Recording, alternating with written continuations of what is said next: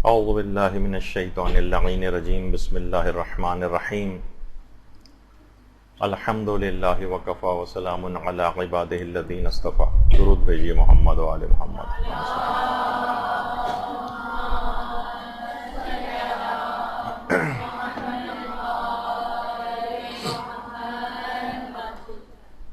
اور آج جو ہمارا عنوان ہے وہ ہے مجالس اعضاء میں جو کھلایا جانے والا کھانا یا جس کو آپ تبرک کہتے ہیں، اس کی کچھ فقہی احکام کیا ہیں، اس کے کچھ اخلاقی باتیں اس سلسلے میں کیا ہیں، اور اس کے متعلق جو اعتراضات عام طور پر کیے جاتے ہیں اس سلسلے میں علماء اس کا کیا جواب دیتے. دیکھیے، ایک ایسی چیز ہے یہ تبرک کہ شاید جس کو کھلانے والے، جس کو بانٹنے والے یا جس کو کھانے والے، کوئی بھی اس کے آداب سے اس حد تک واقف نہیں ہے کہ جتنا ہونا چاہیے. اس کے فقہی احکام سے اتنی لوگوں کی واقفیت نہیں ہے کہ جتنی ہونی چاہیے. اس کے فوائد اتنے زیادہ لوگوں کو پتہ نہیں ہے کہ جتنے ہونے چاہیے. اس کی اہمیت سے ہمیں نہیں نظر آتا کہ لوگ کما حقہ اتنے واقف ہیں. اور اس سلسلے میں خاندان اہل بیت کی سیرت کیا ہے، اس سلسلے میں علماء کرام کی سیرت کیا ہے، اس سلسلے میں جو صالحین ہیں یا مومنین ہیں ان کی سیرت کیا ہے، یہ ہم کو دیکھنا ہوگا. دوسری طرف یہ کہ یہ کھانا کھلانا جو ہے یہ اب مراسم اعضاء کا ایک لازمی حصہ بن گیا، لازمی حصہ. اور مجتہدین کی ایک بہت بڑی تعداد اس کو شاعر حسینیہ میں سے بھی قرار دیتی، یعنی اس کو دیکھ کر امام حسین کا غم اور ان کی مظلومیت کی یاد آتی. اب یہ اس کا شاعر حسینی میں سے اکثر علماء کی جو تعداد ہے وہ اس کو شاعر حسینیہ میں سے سمجھتی. لیکن جس طرح دیگر مراسم اعضاء ہیں، کچھ تو ایسی ہیں جس میں واقعتاً مراجع کا ایک فقہی اختلاف ہے، وہ اپنی جگہ پر، لیکن جو بالکل جائز، مباح، متفق علیہ جو رسومات عزاداری ہیں، جن کو تمام علماء نے جائز اور مستحب کہا ہے، اس میں بھی اب کچھ افراد جن کی فکر کچھ وہابیت کی فکر سے متاثر ہے، وہ اس سلسلے میں بہت زبان اعتراض جو ہے وہ دراز کر رہے ہیں اور باقاعدہ ان چیزوں کے خلاف ایک مہم شروع کر رکھی، اور اپنے آپ کو کہتے ہیں کہ ہم اصلاح کر رہے ہیں. جو سو کالڈ مصلحین ہیں وہ ایک اعتراضات کا ایک طوفان عمومی زندگی میں بھی اور سوشل میڈیا پہ علی الخصوص اٹھا رہے ہیں. دیکھیے، ہمارے مراجع کرام انہوں نے ہمیشہ جائز اور مباح اور مستحب مراسم اعضاء کے خلاف اٹھنے والی جتنی تحریکیں ہیں ان کا مقابلہ کیا ہے، بلکہ ایک سیسا پلائی ہوئی دیوار کی طرح سے ان کے سامنے کھڑے. اور یہ ان مراسم جائز اور مباح اور مستحب مراسم کے خلاف یہ جو لوگ اس انداز سے کر رہے ہیں، اصل میں اس کو کہا جاتا ہے کہ وہابیت کی ایک سازش. یہی وجہ ہے کہ ہمارے مجتہدین میں سے آیت اللہ محمد حسین جو کاشف الغطا کے نام سے جن کی کتاب ایک ہے اصل الشیعۃ و اصولھا، اصل و اصول شیعہ کے نام سے اس کا اردو ترجمہ بھی ہوا ہے، وہ فرماتے تھے کہ عزاداری احیاء دین کا ذریعہ ہے، اور عزائے حسین میں اٹھنے والے جتنے بھی شبہات ہیں یہ امویوں اور وہابیوں کی سازشوں کا حصہ ہیں.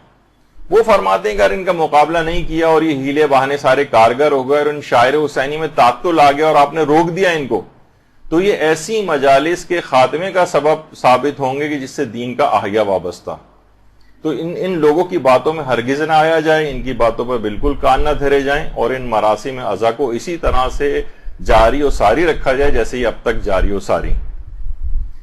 اور باقاعدہ علماء نے تو اس سلسلے میں یہ بھی کہا ہے، جیسے کہ آیت اللہ سید جواد طباطبائی تبریزی، یہ ان کا فتویٰ ہے آپ کے سامنے. وہ کہتے تھے یہ مراسم اعضاء پر جو اعتراضات ہیں ایک بیہودہ کام ہے. دشمنان اسلام نے عزاداری کے خلاف مورچہ بندی کر لی، لیکن اس عظیم وسیلے کو لوگوں کے دلوں سے مٹانا ان کے بس سے باہر ہے. البتہ انہوں نے بیہودہ اور لغو قسم کے خلاف حقیقت اعتراضات کا بیج بونا شروع کر دیا، اس کی کوئی بنیاد نہیں ہے. اور ہمارے جو بزرگ علماء ہیں انہوں نے بالکل واضح انداز میں مراسم اعضا کے جواز کا فتویٰ دیا ہے. چند احمق اور عقل سے بے بہرہ افراد جو مراجع الزام اور علماء کے خلاف زبان درازی کر رہے ہیں کہ انہوں نے کیا خرافاتی رسمیں مثلاً جو ہیں یہ قائم کر رکھی ہیں, ان کی کسی بات پر دھیان نہ دیا جائے اور ان کی ہر بات کو دیوار پر دے مارا جائے. یعنی یہ آج کل کیونکہ سوشل میڈیا پہ سب چیزیں بہت زیادہ سامنے آ رہی ہیں, اس وجہ سے یہ تمام چیزیں بھی آپ کے سامنے. اچھا, بعض اوقات کیا ہوتا ہے جب کسی رسم کو وہ دیکھتے ہیں کہ یہ چیز ختم نہیں ہو سکتی تو وہ اس کا متبادل پیش کرتے ہیں کہ بھائی کیا مناسب نہیں ہے کہ جو اتنے زیادہ اخراجات تبرک وغیرہ پر ہو رہے ہیں یہ ہم اس سے غریبوں کی امداد کرنا شروع کر دیں. تو دیکھیے وہ کسی عالم نے بڑا اچھا جملہ کہا ہے نا کہ کسی بھی غریب کو امام حسین کی آزاداری پر کمپرومائز کر کے اپنا پیٹ بھرنا قبول نہیں. کسی شیعہ غریب کو یہ بات قبول نہیں.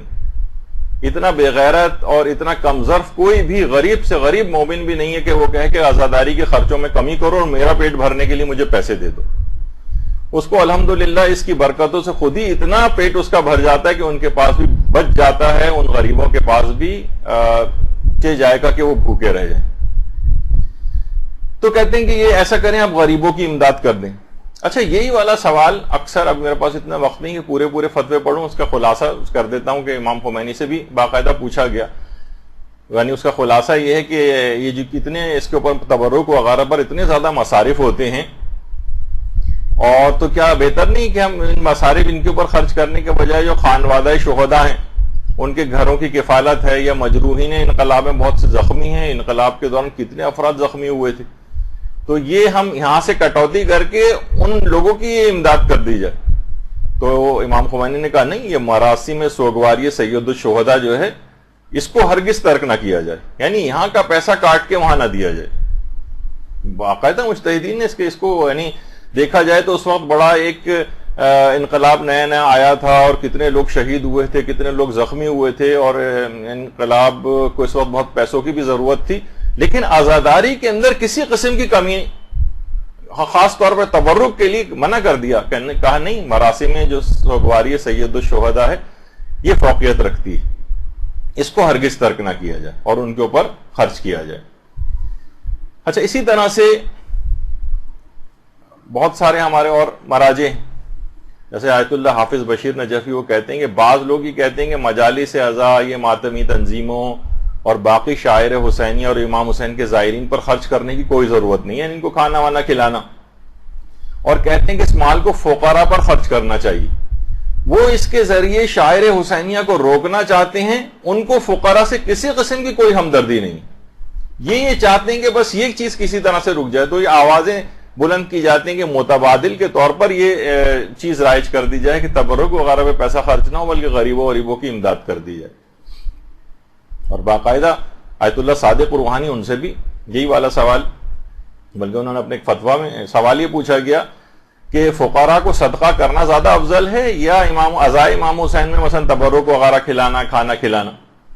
تو انہوں نے کہا کہ اسلام کی جو بقا ہے یہ انقلاب حسینی کی وجہ سے, اور انقلاب حسینی کی جو بقا ہے یہ شاعر حسینیہ کے احیاء کی وجہ سے. تو شاعر حسینیہ جس کے اندر تبرک وغیرہ بھی آیا ہے, افضل من جمیع الاعمال المستحبہ, یہ تمام مستحب اعمال سے افضلیت رکھتا. تو آپ نے دیکھا کہ مجتہدین اس کے اوپر بالکل کمپرومائز کرنے کو تیار نہیں ہیں, اور تبرک کھلانا, اس میں کھانا کھلانا, یہ بہت ہی زیادہ پسندیدہ ہے. اچھا دیکھیے, اس کو یہ تبرک جو ہے ہم بانٹتے کیوں ہیں؟ سب سے پہلے تو دیکھیے لفظ تبرک یعنی ان چیزوں کے ذریعے کبھی کبھار کچھ چیزوں کے اندر اسلام نے برکت رکھی. برکت انشاءاللہ یہ ہماری اگلی ایک نشست اور بھی ہماری ہوگی کچھ اور فقہی احکام کے اوپر تبرک سے ہٹ کر, لیکن وہاں پر یہ چیز آئے گی کہ تبرک کس کو کہتے ہیں, تبرک میں اور توسل میں کیا فرق ہوتا ہے. دیکھیے امام حسین علیہ السلام سے مربوط, درود بھیجیے محمد و آل محمد,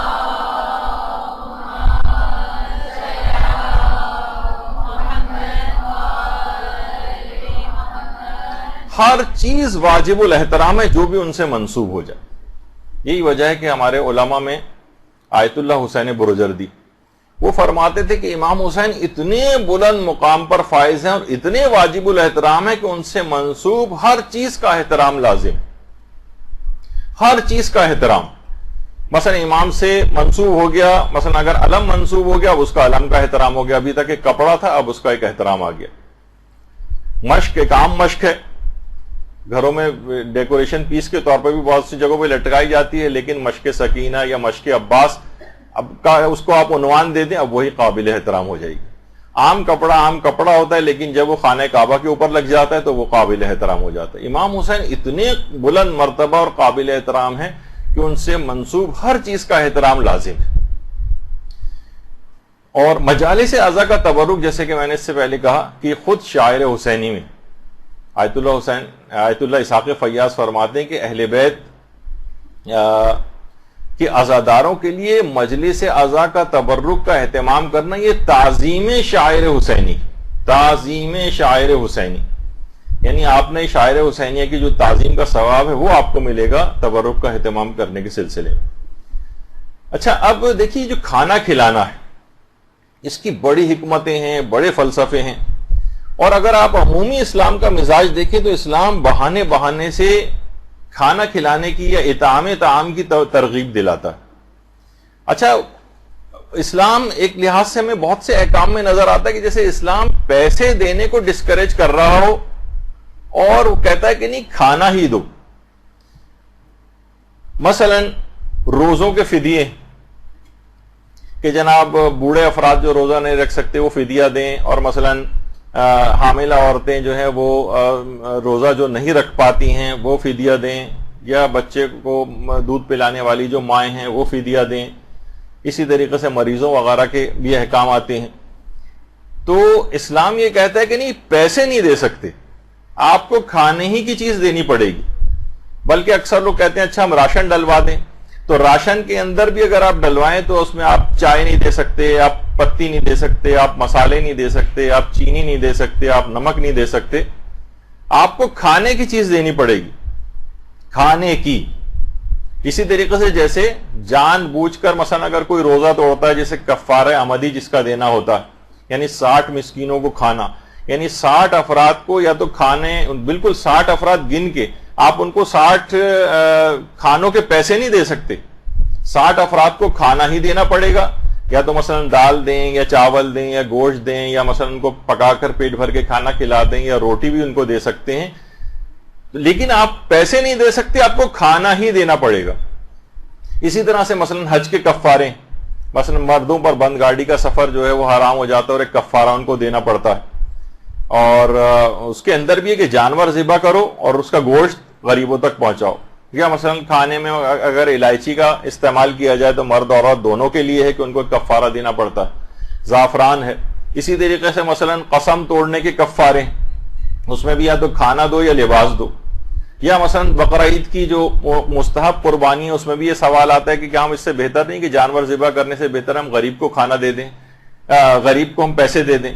تو اس کے اندر بھی ہے کہ نہیں، آپ کو جانور ہی ذبح کروانا ضروری، اس کی جگہ پیسے نہیں دے سکتے. اسی طریقے سے عقیقے میں سوال اٹھتا ہے کہ عقیقے کے اندر کیا جانور کو ذبح کرنا ہی ضروری ہے، اس کا گوشت پہنچانا ہی ضروری ہے، یہ کہ اس کے بجائے ہم غریب کو پیسے دے دیں؟ نہیں، اس میں بھی ہے کہ جناب ذبح کریں اور اس تک گوشت پہنچائیں، کھانے کی چیز. اور کھانے میں بھی اس طرح سے ہم گوشت بھی پہنچا سکتے ہیں، لیکن عقیقے میں ایک اور مستحب حکم بھی ہے، یا بہتر اس کو سمجھا گیا ہے کہ مائن و ملہن، پانی اور نمک کے ساتھ اس گوشت کو پکایا جائے، یعنی سالن پکا کے شوربہ وغیرہ کے ساتھ یہ غریب کو دیا جائے تاکہ اس کو وہ کھا لے. تو اسی طریقے سے اگر ہم ویسے بھی دیکھیں تو جنت کی جتنی نعمتوں کا تذکرہ ہوتا ہے اس میں وہی کھانے پینے کی چیزیں، یعنی اسلام اس کی بہرحال ایک ترغیب دلاتا ہے، اس کی ایک اہمیت ہے. اور یہی وجہ ہے کہ روایتوں میں بھی یہ بات آئی ہے کہ جو تم نے کھا لیا وہ گیا، یعنی وہ تو اب باقی نہیں رہے گا، لیکن جو تم نے کھلایا وہ وسعت پذیر ہو جائے گا، یعنی اب اس کی جزا باقی رہے گی. یہی وجہ ہے کہ ہمارے چھٹے امام جعفر صادق علیہ الصلوۃ والسلام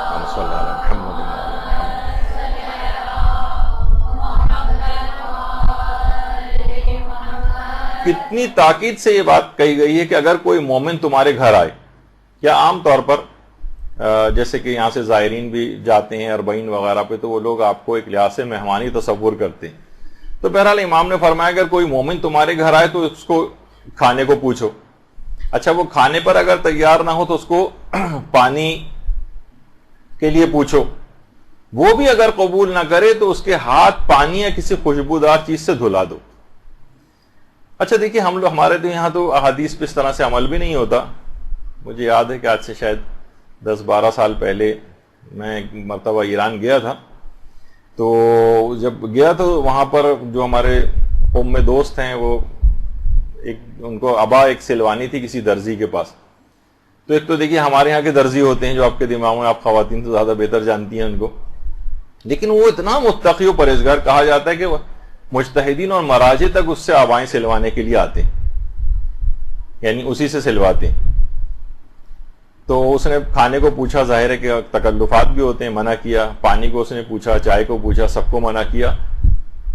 تو جلدی جلدی بھاگا بھاگا اندر گیا اور ایک بوتل کے اندر عرق گلاب رکھا ہوا تھا وہ لے کر آیا اور کہا کہ کم سے کم اس سے ہاتھ ضرور آپ دھو لیں، کیونکہ یہ امام کی حدیث ہے کہ کم سے کم اگر کوئی اس پہ تیار نہ ہو تو اس کے خوشبودار کسی پانی سے اس کے ہاتھ دھلائے جائیں. تو اس حد تک دیکھیے لوگ تقوی، پرہیزگاری، ائمہ کی احادیثوں کے اوپر عمل اس طرح سے کرتے ہیں. تو اب یہ جو تبرک وغیرہ ہے اس کے دیکھیے فقہی احکام بھی. اب یہ جب بھی آپ دیکھ رہے ہیں کہ اس کی اتنی اہمیت ہے کہ کھانا کھلانے کے حوالے سے کہ مہمان کے لیے اچھا نہیں سمجھا گیا ہے کہ وہ میزبان کی اجازت کے بغیر مستحب روزہ رکھے. مستحب روزہ، اچھا کیونکہ ممکن ہے کہ میزبان اس کے لیے کھانے کا اہتمام کرے اور وہ ضائع ہو جائے، وہ کہے کہ بھائی میں نے تو روزہ رکھا ہوا ہے. اور اسی طرح سے میزبانی کے آداب میں سے بھی ہے کہ مہمان کو بتا کر میزبان مستحب روزہ رکھے، کیونکہ ممکن ہے کہ میزبان نے روزہ رکھا ہے تو شرما حضوری میں مہمان بھی کھانا نہ کھائے، خود بھوکا رہے. تو یہ کھانا کھلانے کے اعتبار سے بھی اس کی اتنی اہمیت، اور اتنی اہمیت ہے اس بات کی کہ حضرت ابراہیم علیہ الصلوۃ والسلام، یہ ان کی قبر مبارک ہے، حضرت ابراہیم کی درود بھیجیے محمد علیہ محمد،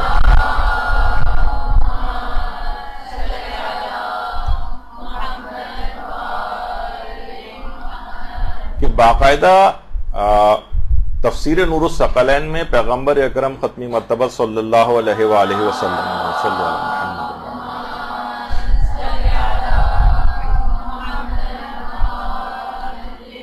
اس کی پہلی جلد میں پیغمبر نے 3 وجوہات بتائی ہیں کہ جن وجوہات کی بنا پر حضرت ابراہیم کو خلیل خدا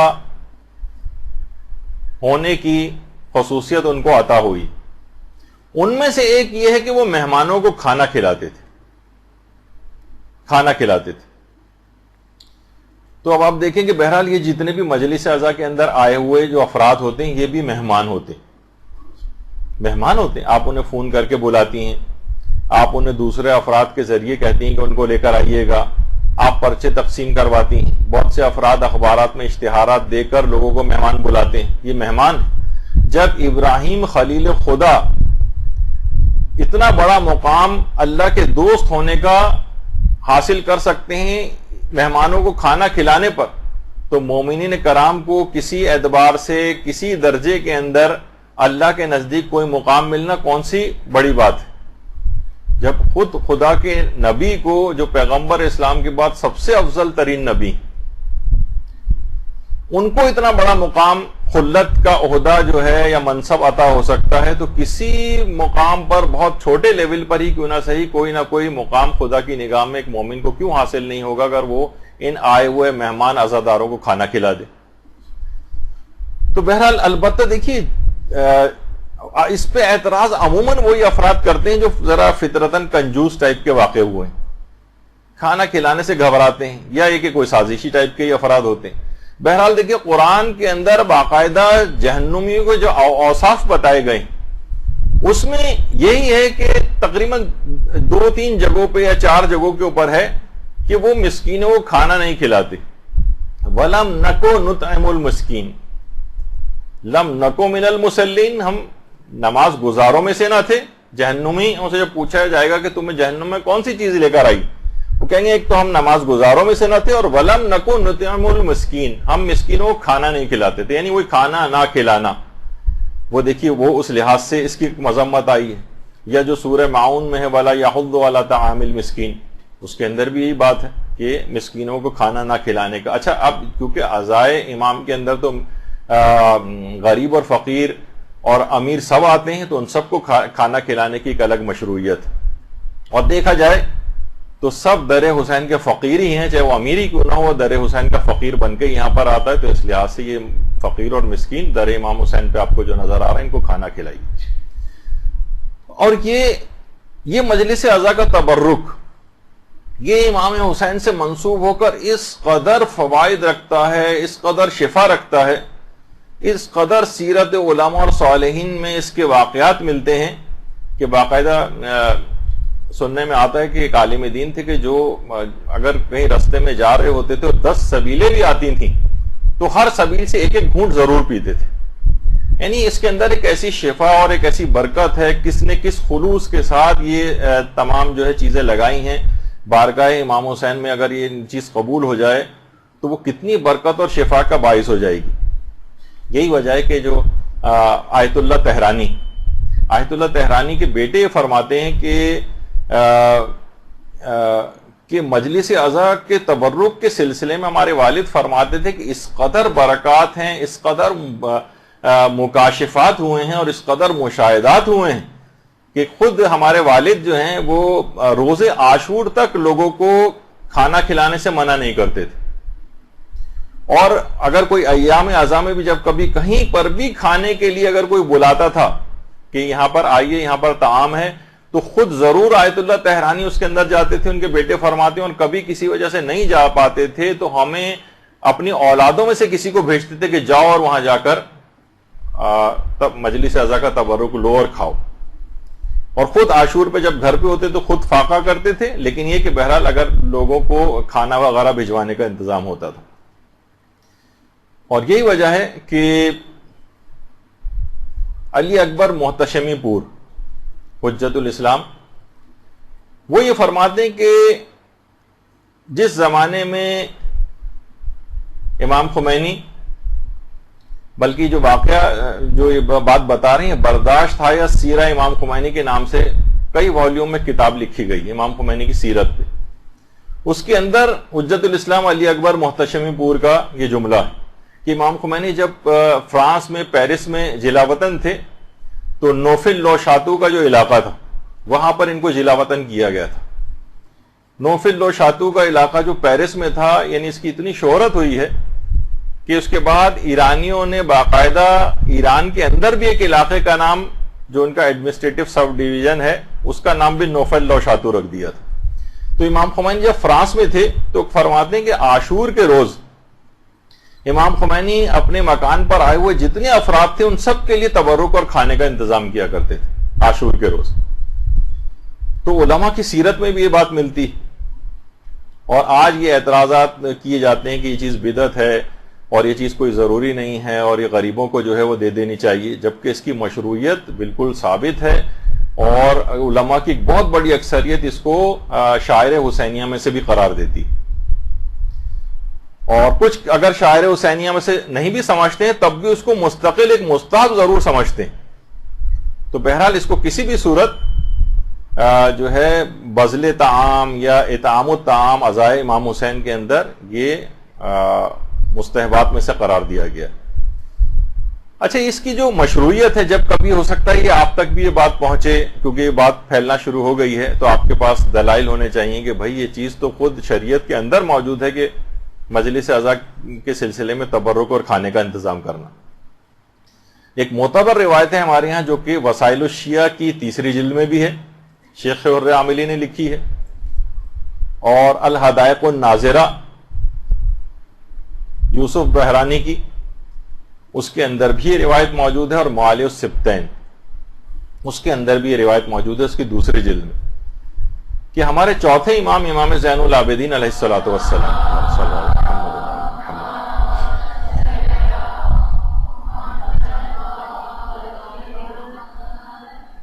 کہ مجالس عزا اور عزائے امام حسین اور ماتم امام حسین کے لیے جو عورتیں جمع ہوتی تھیں ان کے لیے امام خود کھانے کا اہتمام فرماتے تھے اور کھانا ان کے لیے بھجواتے تھے. اچھا صرف کھانے ہی کے حوالے سے نہیں، جو روایت ہے ابھی تو ہم اس کے اوپر ڈسکس کریں گے.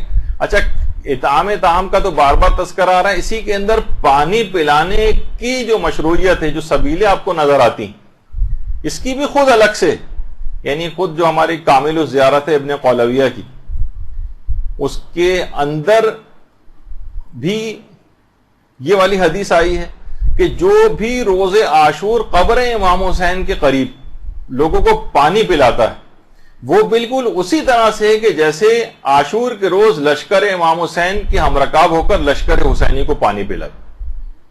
درود بھیجیے محمد و آل محمد صلی اللہ علیہ وسلم.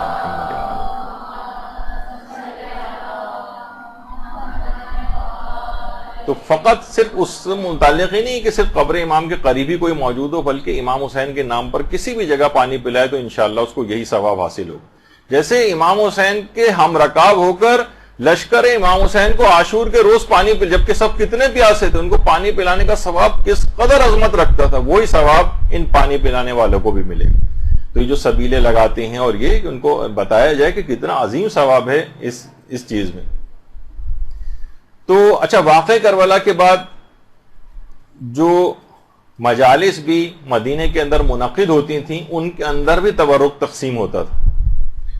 اور اس لحاظ سے بھی وہ جو آپ ایک سنتی ہیں کہ ہمارے پانچویں امام محمد باقر علیہ الصلوۃ والسلام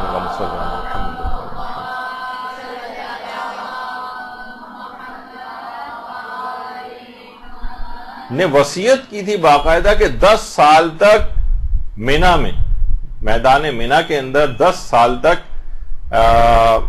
مجلس عزا منعقد کی جائے، اور اس کے لیے باقاعدہ امام نے 800 درہم مختص کیے تھے، اور 10 سال تک کی مجالس عزا برپا کرنے کے اوپر جو اتنے اخراجات ہوتے ہیں، اس زمانے میں ذاکرین وغیرہ کو اس طرح سے پیسے وغیرہ دینے کا اس قدر ویسا رواج نہیں تھا. تو لیکن اس کا مطلب یہ ہے کہ جو بھی انہوں نے وصیت کی تھی اور پیسہ اس کام کے لیے مختص کیا تھا، تو یہ تمام اخراجات اس کے اندر شامل ہوتے ہیں، جس میں ان کو کچھ کھلانا، کچھ دینا، یا جو بھی ارینجمنٹ اس کے ہوتے ہوں گے، امام نے باقاعدہ وصیت کی تھی. اور آج بھی وہ تو پرانا مینا تھا، اور آج اب تک جتنے بھی شیعہ حجاج ہیں اس کے اوپر عمل کرتے ہیں، اور باقاعدہ تقریباً تمام کاروان میدان مینا میں ایک مجلس عزا امام محمد باقر علیہ السلام کی اس وصیت کے مطابق اس کے اوپر عمل کر کے ایک مجلس عزا برپا کرتے ہیں، اور لوگوں کو وہاں تبرک بھی دیا جاتا ہے، کھانا وغیرہ بھی کھلایا جاتا ہے. اور باقاعدہ جو ابھی آپ نے جو روایت سنی کہ امام سجاد خود کھانا پکوا کر جو ہے اس کا اہتمام کرتے تھے، باقاعدہ آیت اللہ تقی مدرسی جب ان سے اس روایت کے متعلق سوال کیا گیا تو اس میں بھی انہوں نے اسی بات کو کہا، اور اس روایت کو انہوں نے معتبر قرار دیا. اچھا، روایت کیا ہے؟ روایت ہے کہ لما قتل الحسین ابن علی، یعنی جب امام حسین قتل ہو گئے تو نسائے بنی ہاشم انہوں نے سیاہ لباس جو ہے وہ پہنے، اور وہ کسی سے بھی سردی اور گرمی کی کوئی شکایت نہیں کرتی تھی. وَكَانَ علی ابن الحسین، یعنی ہمارے امام زین العابدین علیہ السلام یعملوا لہن الطعام للماتم، اس مجلس عزا اور اس ماتم کے لیے باقاعدہ کھانے کا اہتمام فرمایا کرتے تھے. یعنی خود چوتھے امام کی سیرت میں سے ہے یہ کھانا بھجوانا، یعنی وہ فاطمیات اور وہ خاندان اہل بیت کی عورتیں جو مجلس و ماتم برپا کیا کرتی تھیں، چوتھے امام باقاعدہ ان کے لیے کھانے کا اہتمام فرمایا کرتے تھے. اس لحاظ سے یہ معتبر روایت کے مطابق یہ سیرت امام سجاد بھی، محاسن برقی وغیرہ کے اندر بھی اس روایت کو لکھا گیا. اس کے علاوہ ایک اور روایت اب ذرا تاکہ آپ کے سامنے یہ سب چیزیں رہیں، اور کہ یعنی ایسا نہیں کہ بس لوگوں کے پیٹ بھرنے کے لیے، ایک دل بستگی کے لیے یا اپنے خواہش نفس کے لیے کوئی انسان کھانا کھلاتا ہے، لوگ کھانا کھاتے ہیں، بلکہ یہ خود اس میں مشروعیت ہے، اس میں شرعی پہلو ہے.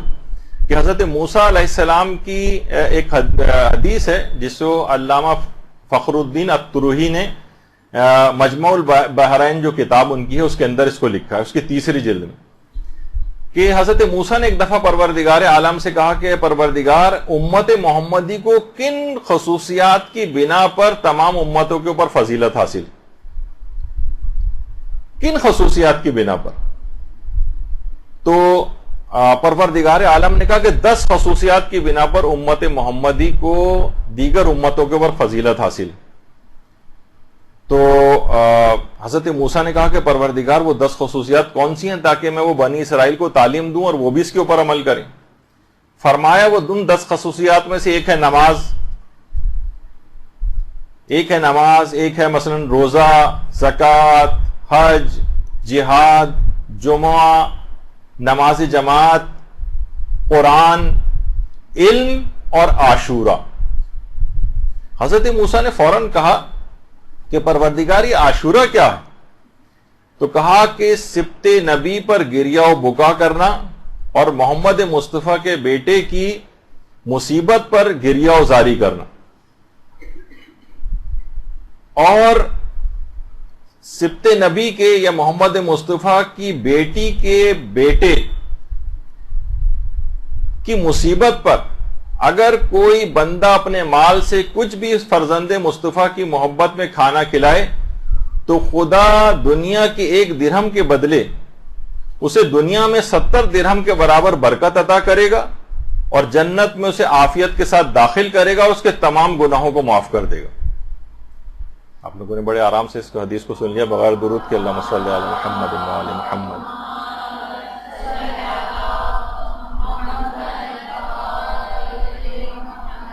یعنی 1 درہم جو اس تبرک کے اوپر خرچ ہو رہا ہے، پروردگار ایسی برکت اس کے اندر عطا کرتا ہے کہ 70 درہموں کے برابر اس کو برکت عطا ہوتی ہے، عافیت کے ساتھ جنت میں داخل کرے گا. ایک تو ہوتا ہے جنت میں بالآخر جانا عذاب بھگت کر، اور ایک ہے عافیت کے ساتھ براہ راست چلے جانا. یہ اس کو حاصل ہوگا اور اس کے تمام گناہوں کو پروردگار عالم معاف کر دے گا.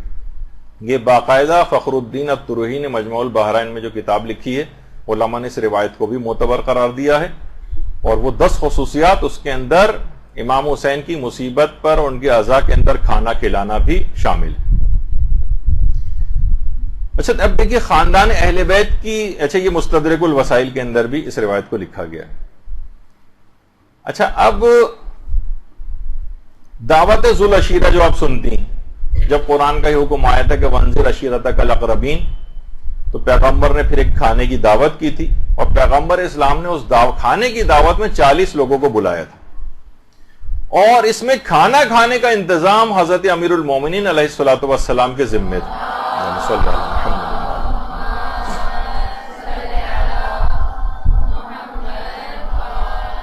بغیر کھانے کے بھی بلایا جا سکتا تھا اور وہ تو کفار تھے، لیکن یہ ایک ایسی حکمت اس کے اندر ہے کھانا کھلانے کے اندر کہ اس کے بعد انسان ہر بات کو قبول کر لیتا ہے، سن لیتا ہے. ایک نہیں بلکہ 3 دن تک وہ دعوت ہوئی تھی، دعوت ذو العشیرہ.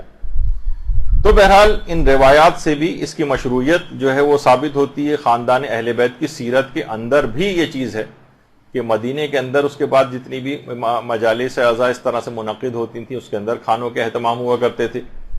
اور خاندان اہل بیت کی سیرت کے مطابق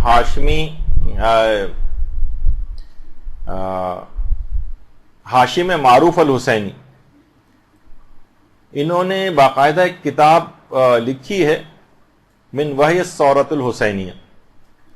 اس کے اندر یہ والی بات لکھی ہے کہ کان الفاطمیون فی یوم عاشورہ ینحرون الابل والبقر، یعنی جو فاطمیون، یہ جو خاندان اہل بیت کے جو افراد تھے، یہ عاشورے کے روز اونٹوں کو نہر کرتے تھے اور گائے وغیرہ کو ذبح کر کے اس کا کھانا لوگوں کو کھلاتے تھے، لِإِطْعَامِ النَّاسِ، تاکہ لوگوں کو کھانا کھلایا جائے. یعنی خاندان اہل بیت کی سیرت کے اندر بھی یہ والی چیز ہم کو ملتی. تو اس کی بہت ساری اور بھی اس کی وجوہات ہیں. مثلا تبرک کھلانے کے لیے دیکھیے سب لوگ آج کل یہ نعرہ ایک لگنا شروع ہو گیا کہ تبرک کھلانا بدعت ہے. یہ تو ہوتا ہی نہیں تھا اس زمانے میں، یہ لوگوں نے بعد میں شروع کر دیا، اسی کو تو بدعت کہتے ہیں. دیکھیے تبرک کھلانے کے لیے سب سے کم جو دلیل ہے وہ یہ کہ اس سلسلے میں کوئی منع وارد نہیں ہوئی ہے. مثلا منع نہیں کیا گیا کہ اس کے بعد تبرک کھلایا جائے، تو منع نہ ہونا خود دلیل اباحت، یعنی مباح ہونے کے اور جائز ہونے کی ایک دلیل ہے کہ اس کام کو منع نہیں کیا گیا. لیکن کتنے اور حوالے ہیں جس سے اس کی مشروعیت ثابت ہوتی ہے، اس کا استحباب ثابت ہوتا ہے، اور بہت سے الگ الگ حوالے ہیں. یہاں پر آپ کی جو ابھی تو کلاسز اب شروع ہوئی ہیں، اس سے پہلے جو ریگولر کلاسز ہو رہی تھیں تو مولانا غلام مرتضی نقوی صاحب نے پوری 2 کلاسز کھانا کھلانے کی فضیلت پہ جو احادیث اور قرآن کے اندر جو آیات وغیرہ آئی ہیں اس کو تفصیل سے بیان کیا تھا کہ پورے 2 لیکچرز کے اندر. جو ظاہر ہے ہمارا ابھی وہ موضوع نہیں ہے، لیکن اطعام مومن کی کتنی فضیلت بیان ہوئی ہے. اور اس کے علاوہ مثلا استجابت دعوت مومن، یعنی مومن اگر کو دعوت دی جائے تو اس کے لیے دعوت کا قبول کرنا مستحب ہے، اس عنوان سے بھی اس کا استحباب ہے. احسان کی فضیلت کے تحت بھی اس کو علماء ذکر کرتے ہیں، اس کی مشروعیت کو.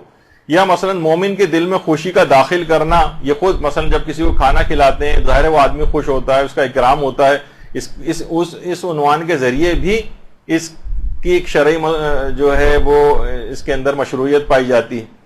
اور یہ خاص طور پہ استجابت دعوت مومن، یعنی مومن نے اگر آپ کو کھانا کھانے کی دعوت دی، اس کی اتنی اہمیت ہے کہ مستحب روزہ تک چاہے ابھی 5 منٹ رہ گئے افطار میں، تب بھی 5 منٹ پہلے بھی اس نے اگر آپ کو 10 منٹ پہلے بھی اگر اس نے آپ کو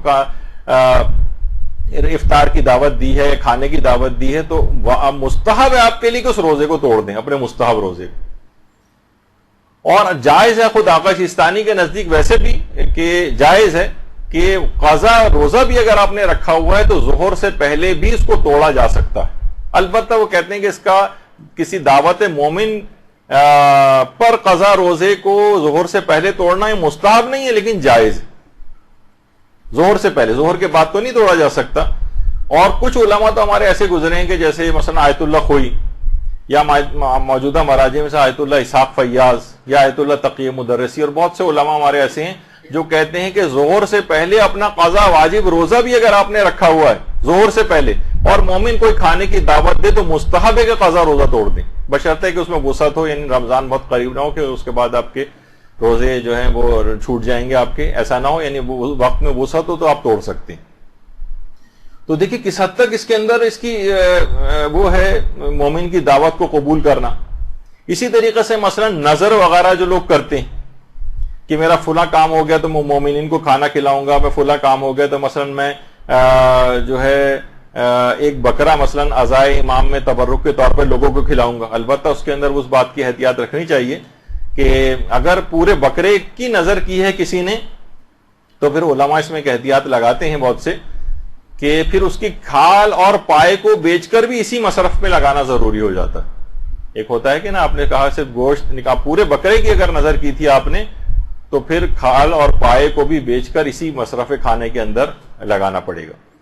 تو بہرحال اس قدر مشاہدات اس کی برکت کے ہوئے کہ باقاعدہ اصفہان کے ایک عالم دین کا واقعہ علماء نے کتابوں میں لکھا ہے کہ وہ ان کے گھر میں نماز فجر کے بعد مجلس عزا ہوتی تھی، اسی میں وہاں ناشتے اور تبرک وغیرہ کا انتظام بھی ہوتا تھا. پہلے چائے ہوتی تھی، اس کے بعد پھر ناشتہ وغیرہ بھی.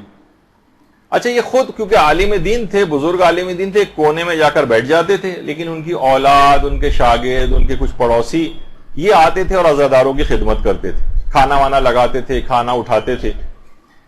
ایک دن وہ افراد جو کھانا کھلانے کا گروپ آتا تھا ان کے پاس، اس کو آنے میں دیر ہو گئی اور مسجد سے نماز پڑھ کر مہمان پہلے آنے لگے. اچھا ان کو آتے ہی چائے پیش کی جاتی تھی. اچھا اب یہ پریشان ہوئے کہ وہ جو سارا انتظام کرتے ہیں ان میں سے تو کوئی آیا نہیں ابھی. انہوں نے کیا کیا کہ اپنی ابا اتار کر ایک طرف رکھی اور خود مہمانوں کو چائے سرو کرنا شروع کر دی.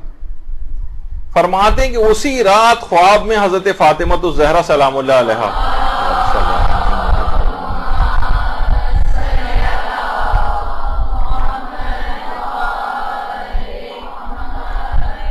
خواب میں آتی ہیں اور فرماتی ہیں کہ پہلے تم ایک جگہ بیٹھ کر لوگوں کو خوش آمدید کہتے تھے، لیکن ہمارے نوکر تم آج بنے ہو. یہ جو تم نے اپنے ہاتھوں سے سرو کر، یعنی جو تم نے کیا ہے، تم نے لوگوں کی خدمت کی ہے اور لوگوں کو اٹھ کر چائے دی ہے، اصل خدمت اور نوکری تم نے آج کی. تو یہ بہت اہم ہے، یعنی انسان اس کے اندر خود حصہ لے اور ان تمام چیزوں کے ضروری ہے کہ اس کے فقہی احکام، ان کی شرائط وغیرہ کو بھی مد نظر رکھے. تبرک کی کچھ شرائط بھی ہیں، کچھ اس کے فقہی احکام بھی ہیں. پہلی تو چیز سب سے یہ ہے کہ اس میں مکمل خوشنودی خدا یا خوشنودی امام حسین کی نیت ہونی چاہیے. اس میں کوئی فرق نہیں ہے. خوشنودی امام حسین، لوگ کہتے ہیں مولا کی ہم خوشنودی کے لیے کر رہے ہیں، اس میں خود مبادرت یہی ہوتی ہے کہ وہ اللہ کی خوشنودی کے لیے کام ہوتا. تو اپنی نیت کو انسان کو چاہیے خالص رکھے، اپنی نیت کو بالکل خالص رکھے اور مکمل اخلاص کے ساتھ تبرک کھلائے۔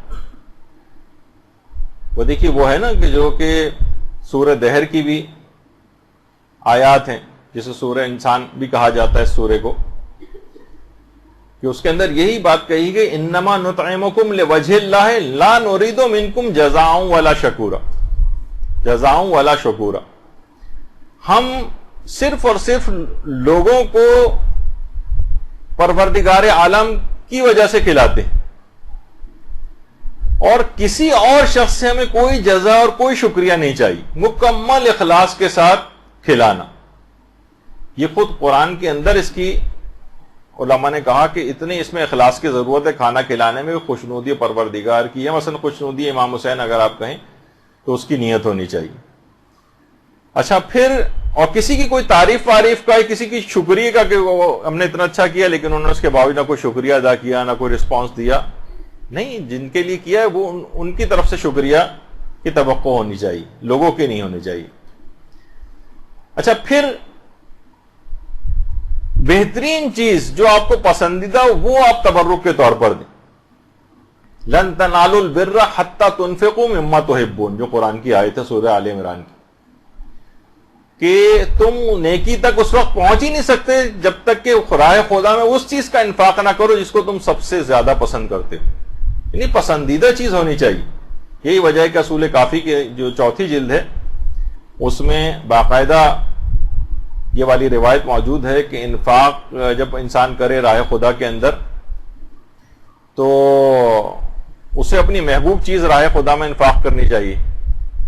امام کو علم ہوا کہ کسی شخص نے چینی شکر کو راہ خدا میں دیا ہے، تو امام نے اس کو بلایا اور یہ والی آیت یاد دلائی کہ اپنی محبوب چیز کو راہ خدا میں دینا ہوتا ہے۔ یہ تم نے کیا دیا ہے؟ کہا کہ مولا یقین کیجئے کہ مجھے شکر سب سے زیادہ محبوب ہے، میں نے اسی چیز کو ہی راہ خدا میں دیا ہے۔ تو دیکھیے کوئی خراب کوالٹی کی کوئی چیز نہ ہو، کوئی مضر صحت چیز نہ ہو تبرک کے اندر، کیونکہ راہ خدا میں محبوب چیز دینی ہے۔ اگر آپ نے خراب یا بیکار سی کوئی چیز یا مضر صحت کوئی چیز اگر دی ہے تو یہ سوء ادب ہے، ایک تحقیر ہے۔ یہ راہ خدا کے اندر آپ دے رہے ہیں، گویا خدا کے ہاتھ میں چیز جا رہی ہے اور آپ ایک حقیر چیز دے رہے ہیں۔ بہتر سے بہتر چیز ہونی چاہیے، کوالٹی کے بھی اعتبار سے، کوانٹٹی کے بھی اعتبار سے۔ ابھی آتی ہے اس کی تفصیل آگے، اور یہی وجہ ہے کہ سورہ بقرہ کے اندر بھی بات آئی کہ یا ایھا الذین آمنوا انفقوا من طیبات، یعنی بہتر سے بہتر، پاکیزہ سے پاکیزہ چیز۔ اب یہ دیکھیں کہ جو بھی آپ تبرک پکوا رہی ہیں اس کے اندر گھی اور تیل اگر مضر صحت، مثلا آپ نے کیٹرنگ والے کے ذمہ ڈال دیا اور وہ پتہ نہیں کون کون سے تیل اور گھی اس کے اندر جو ڈال رہے ہیں مضر صحت، سستے ترین، لوگوں کی صحتیں اس سے خراب ہو رہی ہیں۔ مومنین کی صحتوں، دیکھیں مومنین کے جسموں کے اندر یہ چیز جائے گی، تو اچھی سے اچھی چیز کا آپ کو انتخاب کرنا ہے۔ اور صرف یہ نہیں کہ نیت اچھی، اس میں یہ بھی ہو کہ یعنی ریاکاری اور دکھاوے کی نیت نہ ہو۔ مثلا اتنی زیادہ دیگیں فلاں صاحب جو ہے کرتے ہیں، 100 دیگیں پکواتے ہیں، ایک شہرت ان کی اس لحاظ سے ہو جاتی۔ یا مثلا نہیں کہ بہت سے لوگ آج کل آپ کو پتہ ہے کہ جیسے سیاسی حلیم ہونا شروع ہو گئے، یعنی اس میں لوگ اپنے کانٹیکٹس بناتے ہیں، اس میں صاحبان ثروت اور آفیشلس کو بلاتے ہیں، جس کو سیاسی حلیم کا نام دیا جاتا ہے۔ اب تصویر میں دینے کے معنی یہ نہیں ہے کہ آپ ان لوگوں کو ہی سمجھیں، یعنی اس طرح کی ایک چیز ہوتی ہے کہ اس میں یعنی خوشنودی امام حسین یا خوشنودی خدا کی نیت پیچھے چلی جاتی ہے۔ ہم کسی کی نیتوں پہ ویسے شک نہیں کر سکتے کہ ہر ایک پہ یہ حکم لگائیں، لیکن بہرحال انسان کو جو خود یہ کر رہا ہو وہ اپنی نیت کو پاک و پاکیزہ رکھے، کہ کوئی سیاسی مقصد اور یہ نہ ہو، نیت خالص ہونی چاہیے۔ اور اگر نیت خالص ہو تو اہل بیت خود مدد کے لیے آتے ہیں، اس تبرک کے اہتمام تک کی مدد ان کی طرف سے ہو جاتی۔ آقا سید علی شاہرودی یہ فرماتے ہیں، یہ خاندان ایک شاہرودی جو ہے جس میں علماء اور مراجع کی بڑی تعداد جو ہے وہ گزری ہے، اسی خاندان کے تھے آیت اللہ آقا سید علی شاہرودی۔ یہ فرماتے ہیں کہ اس زمانے میں نجف میں مدرسہ بزرگ آخوند خراسانی، آخوند خراسانی ہمارے بہت ہی بڑے علماء کے اندر گزرے ہیں، آج بھی ان کی کتنی کتابیں حوزہ علمیہ کے اندر پڑھائی جاتی ہیں، اجتہاد تک کوئی پہنچ نہیں سکتا جب تک کہ ان کی کتابوں کا مطالعہ نہ کر لے۔ تو ان کا ایک مدرسہ تھا وہاں پر، آخوند خراسانی کا جو مدرسہ تھا، وہاں کے ایک خادم کا انتقال ہو گیا. آقا سید علی شاہرودی فرماتے ہیں کہ 7 محرم کی شب تھی. عموماً عراق کے اندر 7 محرم کی جو شب ہوتی ہے، اس میں مصائب حضرت عباس پڑھے جاتے ہیں. حضرت عباس علمدار علیہ الصلوۃ والسلام سے منسوب یہ شب ہے. صلی اللہ علیہ محمد.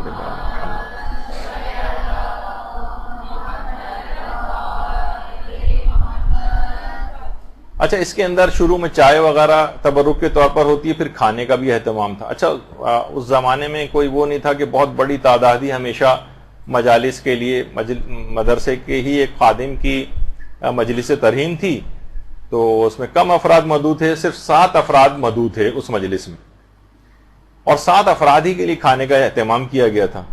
اور اس مجلس کے اندر آقا شیخ عبد الحسین خراسانی، ان کو مجلس پڑھنا تھی.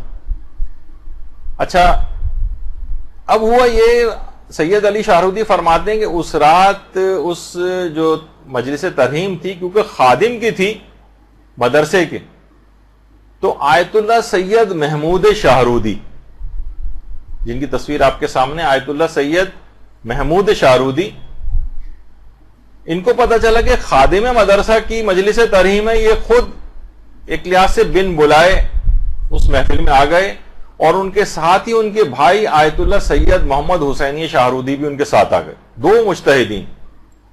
اچھا، جب یہ 2 افراد آئے تو ان مجتہدین کو دیکھ کر دیگر بہت سارے افراد بھی ان کے ساتھ آ گئے.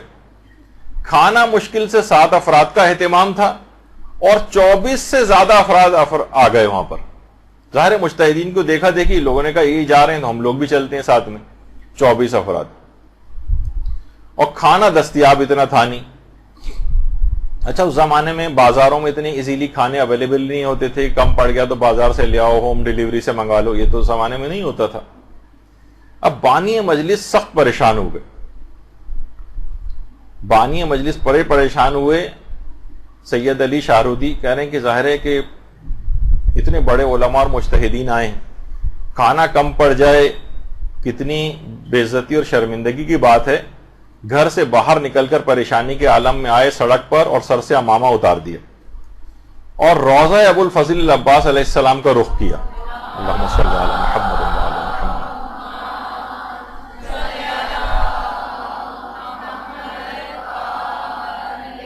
کہا کہ اے ابو الفضل العباس، آپ کی نسبت یہ مجلس ہے، آپ میری آبرو بچا لیں. آپ کے خادم کی مجلس ترہیم، کھانا بہت کم ہے. فرماتے ہیں کہ جیسے ہی میں نے حضرت عباس سے توسل کیا، اچانک سے میری دل کی حالت ہی بدل گئی، اور ایک اطمینان آ گیا میرے دل میں. میں اندر آیا اور گھر والوں سے کہا کہ کھانا برتنوں میں نکالو، خدا کریم ہے. اب کہہ رہے کھانا برتنوں میں نکال کر حاضرین مجلس کی طرف کھانا بھیجا، لیکن یہ خود سید علی شاہرودی وہاں نہیں گئے، بس کھانا بھیج دیا. اور اس کے بعد یہ تھا کہ جب کھانے کی کچھ کمی ہوگی تو دوبارہ آواز آئے گی کہ مزید کھانا چاہیے. کہہ رہے انتظار کرتے رہے یہاں تک کہ آواز آئی، سید علی شاہرودی بس کیجئے، سب کھانا کھا چکے ہیں، مزید بھیجنے کی ضرورت نہیں. اب اللہم صلی علی محمد وعلی محمد.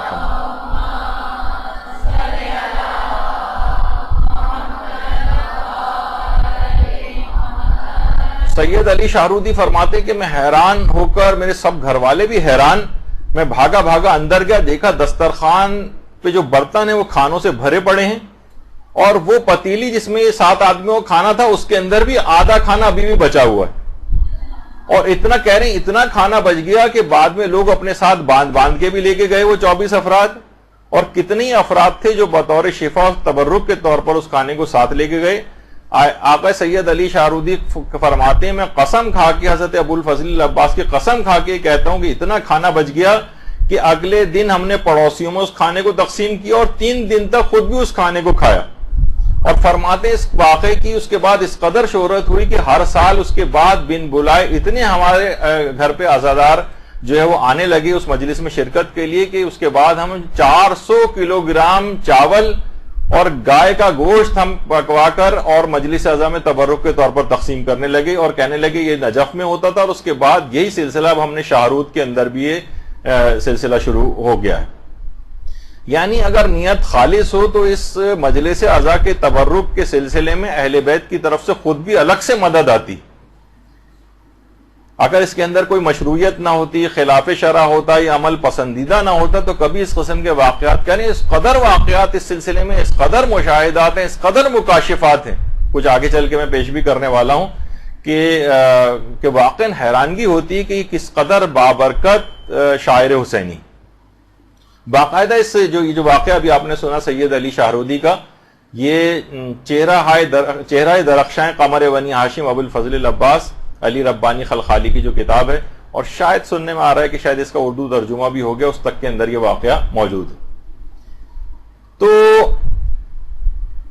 تو بہرحال کیا ہے کہ نیت خالص ہونی چاہیے. تو ابھی ہم مسائل فقہ میں یہ چیز بیان کر رہے تھے کہ نیت بالکل خالص ہو، کوئی دنیاوی نیت نہ ہو، اور کوشش کیا یقیناً اس بات کو یقینی بنانا چاہیے کہ مال حلال سے تبرک ہونا چاہیے، مال حرام سے تبرک نہیں ہونا چاہیے. جو ہمارے گزرے ہیں عالم شیخ محمد حسین آل کاشف الغطا، یہ فرماتے تھے جملہ واقعتاً یہ بہت اہم ہے جملہ ان کا، کہ واجبات و حرام میں فاعل اور زمان و مکان کے اعتبار سے شدت ہوتی. یعنی ایک گناہ ایک عام شخص انجام دے، لیکن وہی گناہ کرنے والا کوئی عالم دین ہو، اس کی شدت زیادہ ہوگی. اور زمان میں کے اعتبار سے شدت آ جاتی. عام دنوں میں آپ کوئی گناہ کریں اور رمضان میں وہی گناہ کریں، شدت ہوگی. عام رات میں کوئی گناہ کریں اور معاذ اللہ شب قدر میں وہی گناہ کریں، شدت آ جائے گی. اسی طریقے سے مکان کے اعتبار سے شدت ہوتی. ہم گھر میں بیٹھ کر ایک گناہ کریں، لیکن وہی گناہ مثلا مسجد یا امام بارگاہ میں کریں. معاذ اللہ ثم معاذ اللہ وہی گناہ مثلا خانہ کعبہ کے صحن میں بیٹھ کر کریں. اکثر لوگ وہاں پہ کرتے ہیں، طواف لوگ کر رہے ہیں، تھک گئے، سب لوگ آپس میں بیٹھ گئے، ادھر ادھر کی باتیں شروع ہو گئی، تو خانہ کعبہ کے صحن میں بیٹھ کر غیبتیں ہونے لگتی. تو بہرحال شدت آ جائے گی، کیونکہ آپ نے جس جگہ آپ نے ایسا کیا ہے. اچھا بہت سے دیکھیے گناہ ایسے ہیں کہ وہ دوران نماز بھی انسان اس گناہ کے اندر مبتلا ہوتا ہے، جس کی ایک مثال علماء دیتے ہیں، مثلا مردوں کا داڑھی مونڈنا. ورنہ عام طور پہ دیکھیے جس وقت انسان نماز پڑھتا ہے اس وقت وہ غیبت نہیں کرتا، جھوٹ نہیں بولتا، کوئی اور حرام کام اس سے نہیں ہوتا. لیکن داڑھی مونڈا ہوا ہونا یہ خود ایک ایسا گناہ ہے جو دوران نماز ہو رہا ہوتا ہے. تو بہت ساری چیزیں دیکھیے ایسی، جیسے ہمارے ہاں مستحب ہے، مثلا نکاح مستحب، اس نکاح کی تقریب کے اندر کتنے حرام کام ہو رہے ہوتے ہیں، شدت آ جائے گی. تو اسی طریقے سے جو مال حرام ہے، مال حرام یہ ایک ایسے اثرات رکھتا ہے کہ واقعتاً انسان، جو امام کہتے تھے نا کہ تم پر میری بات کا اثر اس وجہ سے نہیں ہو رہا ہے کیونکہ تمہارے پیٹ حرام سے بھرے ہوئے، اس کے بعد وہ حجت خدا کے قتل کرنے پر تیار ہو جاتا ہے اور واقعہ کربلا جیسا خونچ کا واقعہ نمودار ہو جاتا ہے. تو بہرحال اسی طریقے سے یہ جو تبرک ہے امام حسین کا، یہ ہر قسم کے مال حرام سے پاک ہونا چاہیے. کوئی چوری کا مال نہ ہو، کوئی فراڈ کا مال نہ ہو، کوئی حرام اسکیموں میں پیسہ لگایا ہوا اس کا پروفٹ آ رہا ہے وہ نہ ہو، کوئی سودی اسکیم کے پیسہ جو پروفٹ آ رہا ہے اس سے یہ والا تبرک نہ خریدا جائے. اسی طرح سے اگر کوئی خمس نہ نکلا ہوا مال ہے، اس مال کے اوپر خمس واجب الادا تھا اور اسی سے آپ نے مثلا تبرک خرید کے تقسیم ہو رہا ہے، یہ خود ایک حرام ہو جائے گا. یہ نہیں ہونا چاہیے. تو بہرحال آخری زمانے کی علامتوں میں سے ایک یہی علامت بتائی گئی ہے روایت میں کہ اس زمانے میں آدمی اس بات کا خیال نہیں کرے گا کہ کہاں سے میرے پاس حلال سے آ رہا ہے یا حرام سے آ رہا ہے. یہ ایک بڑی ایک عالمیہ ہے کہ جس کی طرف اور ایک اور چیز بھی ہے جو آغا سیستانی سے بھی سوال کیا کہ یہ بھی حرام میں چلا جاتا ہے. بعض اوقات دیکھیے چندے جمع کر کر کے تبرک خریدا جاتا ہے، عام طور پر مساجد میں یا عام طور پر کچھ ایسے جو پروگرامز ہوتے ہیں. تو ضرورت سے زیادہ اگر جمع ہو جائے تو کیا کسی اور نیک کام پر خرچ کر سکتے ہیں اس چندے کو؟ عزاداری مثلا کھانا کھلانے کے لیے آپ نے تبرک کے پیسے چندے کے طور پر جمع کی، بچ گئے پیسے، تو فرمایا کہ نہیں، اسی چیز میں خرچ کرنا ضروری ہے. اسے امام حسین کی کسی اور مجلس میں استعمال کر لیا جائے لیکن کوئی اور نیک کام اس سے نہیں کیا جا سکتا. تو دیکھیے یہاں تک اس بات کی اہمیت ہے. تو چندے کے اندر بھی یہی سلسلہ ہے اسی طرح سے مثلا تبرک کے لیے اگر کسی نے خالصتاً تبرک کے لیے جمع کیا ہے تو جو بچ جائیں اس میں سے پیسے وہ اگلی کسی مجلس کے تبرک ہی میں استعمال ہوں. مثلا وہ پیسے اگر آپ نے تبرک کا کہہ کے جمع کیے ہیں تو تبرک میں استعمال ہوں گے. اس سے مثلا یہ نہیں کر سکتے کہ امام بارگاہ مسجد کی بکنگ کرانے کے جو پیسے ہوتے ہیں اس میں دے دیں. جو نیت سے جمع کیے ہیں اسی نیت سے ہی اس میں خرچ ہونے چاہیے. اور یہی جو بھی آیت اللہ شیخ جواد تبریزی جو تھے ان سے یہ سوال پوچھا گیا تھا اگر کوئی چیز سید الشہداء کے لیے وقف کی جائے تو اس کا مصرف کیا ہے؟ تو انہوں نے یہ فرمایا کہ اگر واقف نے اس بات کا تعین نہیں کیا تھا تو اسے عزاداری مجالس یا اطعام عزادارانی کے اندر خرچ کی جائے یا فقیر زائرین کی مدد کی جائے جو بیچارے اتنا مال نہیں رکھتے اور زیارت وغیرہ پہ جا رہے ہوتے ہیں, ان میں خرچ کیا جا سکتا ہے. لیکن اس کے علاوہ کسی اور مقصد کے لیے خرچ نہیں ہو سکتا. تو اچھا بعض سی جگہوں پہ سننے میں آیا کہ بعض اوقات جو اس طرح کے پروگرامز ہوتے ہیں اس میں جو رضاکار وغیرہ پیسے جمع کر لیتے ہیں تو اس کے بعد جب وہ پروگرام ہو جاتا ہے اور پیسے بچ جاتے ہیں تو کیا کرتی ہے انتظامیہ کے جو رضاکاروں میں وہ تقسیم کر دیتی ہے کہ بھائی یہ پیسے بچ گئے, آپ لوگوں نے ماشاءاللہ سے بہت کام کیا, یہ پیسے ہم آپ میں تقسیم کر رہے ہیں. یہ نہیں کر سکتے, حرام ہے, کیونکہ سب لوگوں نے جو چندہ دیا ہے اس کام کے لیے وہ انہوں نے دیا ہے اس مخصوص کام کے لیے, مثلا تبرک کے لیے یا مجلس اعضاء کے لیے, لوگوں میں تقسیم کرنے کے لیے نہیں دیا. تو جو لوگ اس طرح سے کرتے ہیں تو ان کے لیے پھر یہی ہے کہ اگر جب کسی سے چندہ مانگیں تو زیادہ بہتر یہی کہ پہلے سے ان سے اجازت لے لیں کہ بھائی جو پیسہ بچے گا ہم اس کو کسی بھی اچھے مصرف میں ہم پر آپ چھوڑ دیں, ہم کہاں خرچ کریں گے تو ہم وہاں پر اس کو خرچ کر دیں گے. دیکھیے یہ جب بھی کہا جاتا ہے کہ حلال اور پاکیزہ چیز, وَكُلُوا مِمَّا رَزَقَكُمُ اللَّهُ حَلَالًا طَيِّبًا, جو سورہ مائدہ کی آیت ہے اس کے اندر یہی کہ آپ کو حلال اور طیب کے اندر سے کھانا ہے. تو اس طرح کی جو چیزیں ہیں کہ جس کے اندر حرام مکس ہو جاتا ہے تو دیکھیے حرام مال سے اگر کوئی تبرک ہوگا تو اس کی روحانیت اور معنویت بالکل ختم ہو جائے گی, بلکہ اس سے آثار وضع ہوں گے. یعنی بعض اوقات دیکھیے گناہ نہیں ملتا ہے لیکن آثار وضع ہو سکتے ہیں, یعنی اس کے جو اثرات ہوتے ہیں. جیسے اگر آپ کو پتہ نہ چلے کہ جناب اس کھانے کے اندر مثلا کوئی نجاست ہے یا زہر ملا ہوا ہے تو اگرچہ گناہگار نہیں ہوں گے کیونکہ ہمیں پتہ نہیں تھا, لیکن ممکن ہے کہ اس کے معنوی اثرات ہوں اس کے.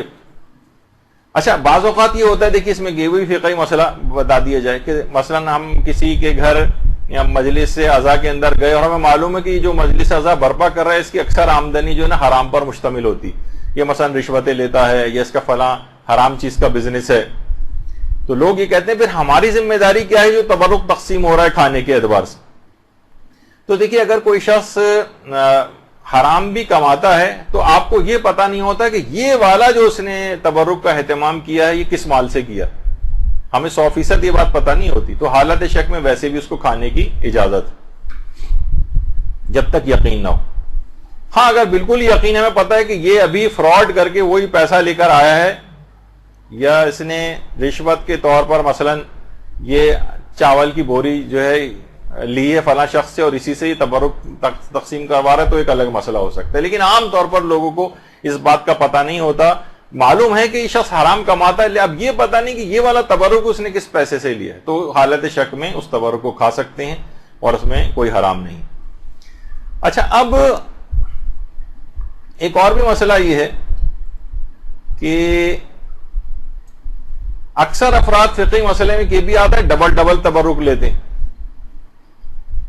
ہاں اگر اس سے اجازت آپ لے لیں اور دوبارہ ریکویسٹ کر کے لے لیں اس میں تو کوئی حرج نہیں, ورنہ ڈبل تبرک لینا, دوبارہ لائن میں آ کر لگ جانا, تو اگر بانی مجلس کی اجازت سے اگر آپ لے رہے ہیں ڈبل تبرک تو اس کے اندر تو یقیناً کوئی حرج نہیں ہے, لیکن اس کو بتائے بغیر عام طور پر لے رہے ہیں اور عام طور پر اس کو ایک ذرا جو بانی مجلس ہوتا ہے تھوڑا سا وہ پریشان بھی ہوتا ہے کہیں تبرک کم نہ پڑ جائے, اور اس کو عموماً یہ چیز پسند نہیں آتی کہ لوگ ڈبل آ کر تبرک لیں. تو اگر شک ہے آپ کو کہ پتہ نہیں وہ تیار ہے یا تیار نہیں ہے تو اس سلسلے میں دوسری دفعہ بھی آ کر تبرک لینا یہ جائز نہیں ہوگا. تو اچھا یہی والا مسئلہ تقریباً پیش آتا ہے مساجد کے اندر بھی, اگرچہ وہ میں ویسے ابھی ڈبل کی بات آ گئی تو لوگ ڈبل سجدگاہیں رکھ لیتے ہیں. مساجد میں اکثر جہاں رش زیادہ ہوتا ہے وہاں پر اکثر کم پڑ جاتی ہیں سجدگاہیں, تو لوگ کبھی پتے لے رہے ہوتے ہیں, کبھی کاغذ پہ سجدہ کر رہے ہوتے ہیں, کبھی لکڑی کے اوپر کر رہے ہوتے ہیں. تو مساجد میں اگر ڈبل سجدگاہ جو ہے کوئی شخص لے کے رکھے گا، ناک کے نیچے بھی اس نے سجدگاہ کہا کہ مستحب ہے تو میں 2 رکھوں گا، ایک ناک کے نیچے ایک پیشانی کے نیچے، تو بعض اوقات یہ بھی حرام تک پہنچ سکتا ہے اور نماز بھی میں بھی اشکال آ سکتا ہے. تو بہرحال اس بات کی ذرا اہتمام ہونا چاہیے کہ آپ تحقیق کر لیں اس سلسلے میں. اچھا، اسی طرح سے ایک سوال یہ ہوتا ہے کہ کیا غیر شیعہ افراد کو تبرک دیا جا سکتا ہے؟ غیر شیعہ افراد کو، تو اس کا جواب ہے کہ جی ہاں، غیر شیعہ افراد کو بھی تبرک دینے کی بالکل اجازت ہے. کہ دوسرا لوگ اکثر پوچھتے ہیں اور بیرون ممالک جو غیر مسلم ممالک ہیں کہ کیا کافروں کو بھی ہم تبرک دے سکتے ہیں؟ تو علماء فرماتے ہیں کہ جی ہاں، کافروں کو بھی تبرک دیا جا سکتا ہے، خاص طور پہ عاشورے وغیرہ کا جو کھانا ہے کافروں کو مثلا بھجوانا. فرماتے ہیں لیکن 2 شرائط ہیں. ایک تو یہ کہ نجس نہیں ہونا چاہیے. مثلا آپ نے کہا کہ کیونکہ یہ تو کافر ہیں تو چلو ان کو تو کوئی ہم نجس چیز بھی جو ہے وہ دے سکتے ہیں، مثلا غیر شرعی طریقے کا جو ذبیحہ ہے اس کا پکوا کر ان کو دے دیا. نہیں، یہ نہیں کر سکتے. نجس نہیں ہونا چاہیے وہ. اور دوسرا ہے کہ مال حلال سے ہونا چاہیے، مال حلال سے.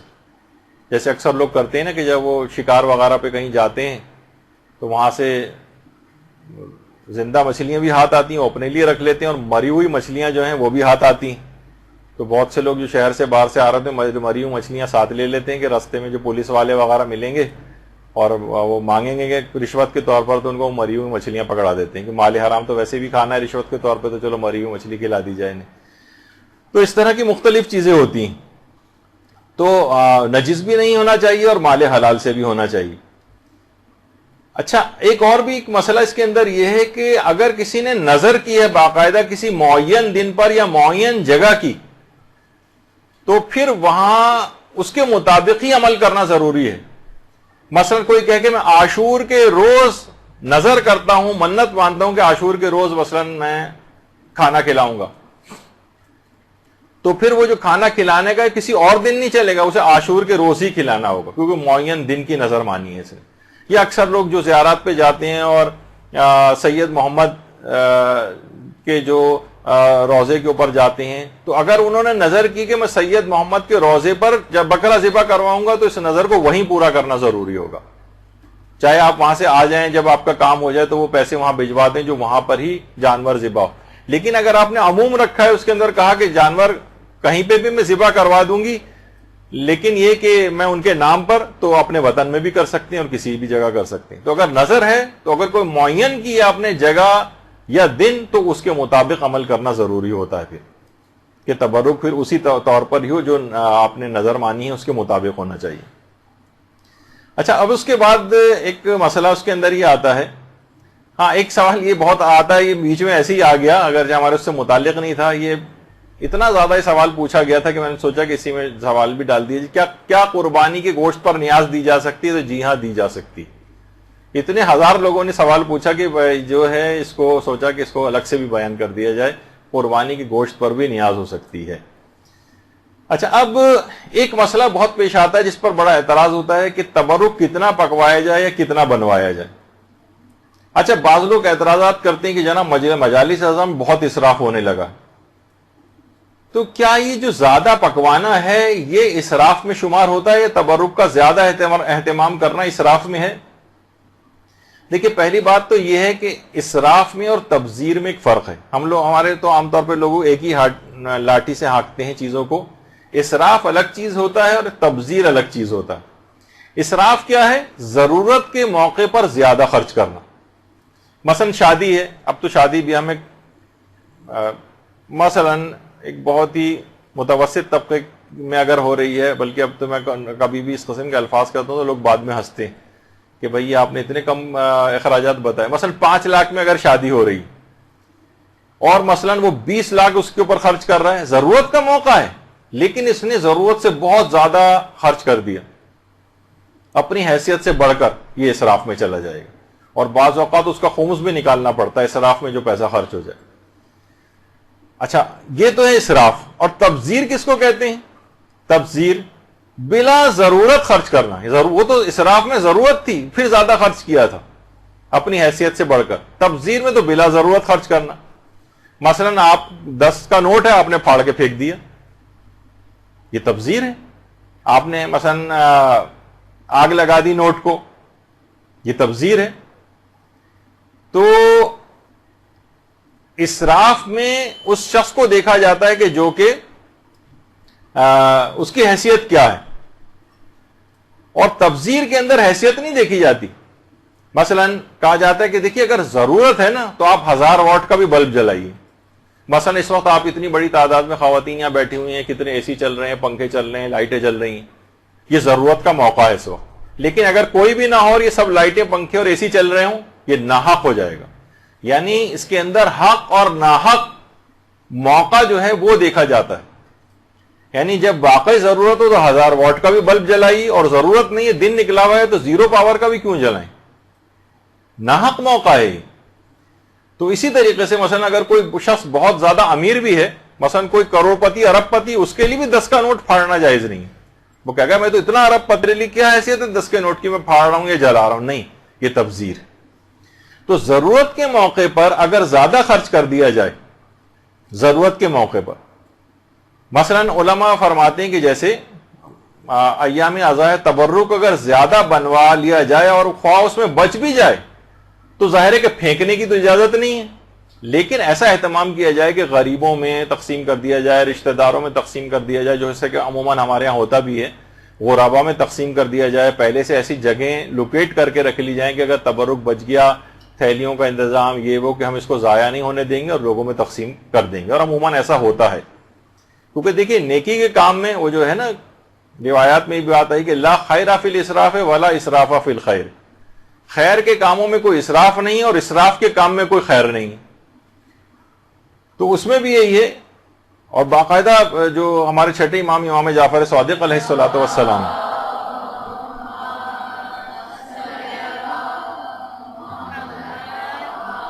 ان کی ایک روایت علامہ رضی الدین طبرسی نے اپنی کتاب مکارم الاخلاق کے اندر لکھی کہ اگر کوئی شخص کسی مومن کو کھانا کھلانے پر 1000 درہم بھی خرچ کر دے تو یہ اسراف نہیں.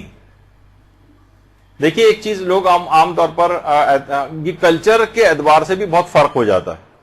دیکھیے مہمان کا احترام، مجھے ایک صاحب تھے، انہوں نے کہا کہ جناب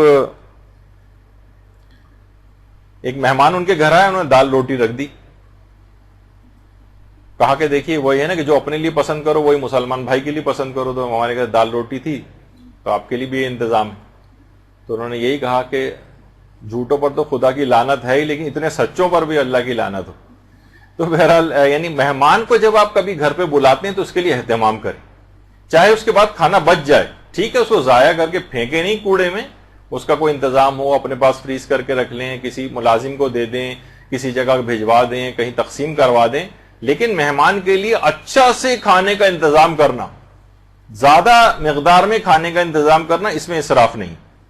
امام فرماتے ہیں کسی ایک مومن کو کھانا کھلانے میں بھی اگر 1000 درہم خرچ ہو جائیں، اس زمانے کے 1000 درہم، ابھی بھی 1000 درہم کے معنی ہیں کہ 1000 درہم جو ہیں وہ کتنی بڑی جو ہے، وہ اگر آپ موجودہ زمانے کے اعتبار سے دیکھیں تو اس کی مقدار ہو جاتی. تو بہرحال اس میں اسراف نہیں. اچھا بہت سے لوگ دیکھیں عرب جو معاشرے ہیں اس میں اکثر آپ دیکھتی ہیں کچھ تو واقعتاً اسراف وغیرہ بہت ہوتا ہے. یہ بھی اگر مثلا پھینکا نہ جائے اور غریبوں میں تقسیم کر دیا جائے دعوت کے بعد تو اسے بھی اسراف نہیں کہیں گے. اور باقاعدہ وہاں ہمارے جو نجف سے ہمارے جو پاکستانی طالب علم اور علماء وہاں پر آتے ہیں تو جب ہم ان سے وہاں کے علماء کے حالات پوچھتے ہیں تو کہتے ہیں آپ علماء کے گھر اگر دعوت پہ جائیں تو خود چاہے وہ بہت کم کھاتے ہیں لیکن مہمان کا اکرام اتنا زیادہ ہے کہ اگر بہت بڑا سا بھی دسترخوان ہے تو اس کے اندر اس دسترخوان پہ 1 انچ بھی جگہ نہیں ہوتی جہاں جو انہوں پر نہ کر دیں کھانے کی کسی چیز سے. یعنی مہمان کا ایک اکرام ہے. ٹھیک ہے، ضائع نہیں کیا جائے، یہ تو بات بالکل برحق ہے، ضائع کرنا حرام ہے، وہ اس میں شمار ہو جائے گا، وہ تو تبذیر میں چلا جائے گا کہ آپ اس طرح سے کھانا پھینک کر ضائع کر رہے ہیں. لیکن اس کے اندر کوئی اسراف نہیں.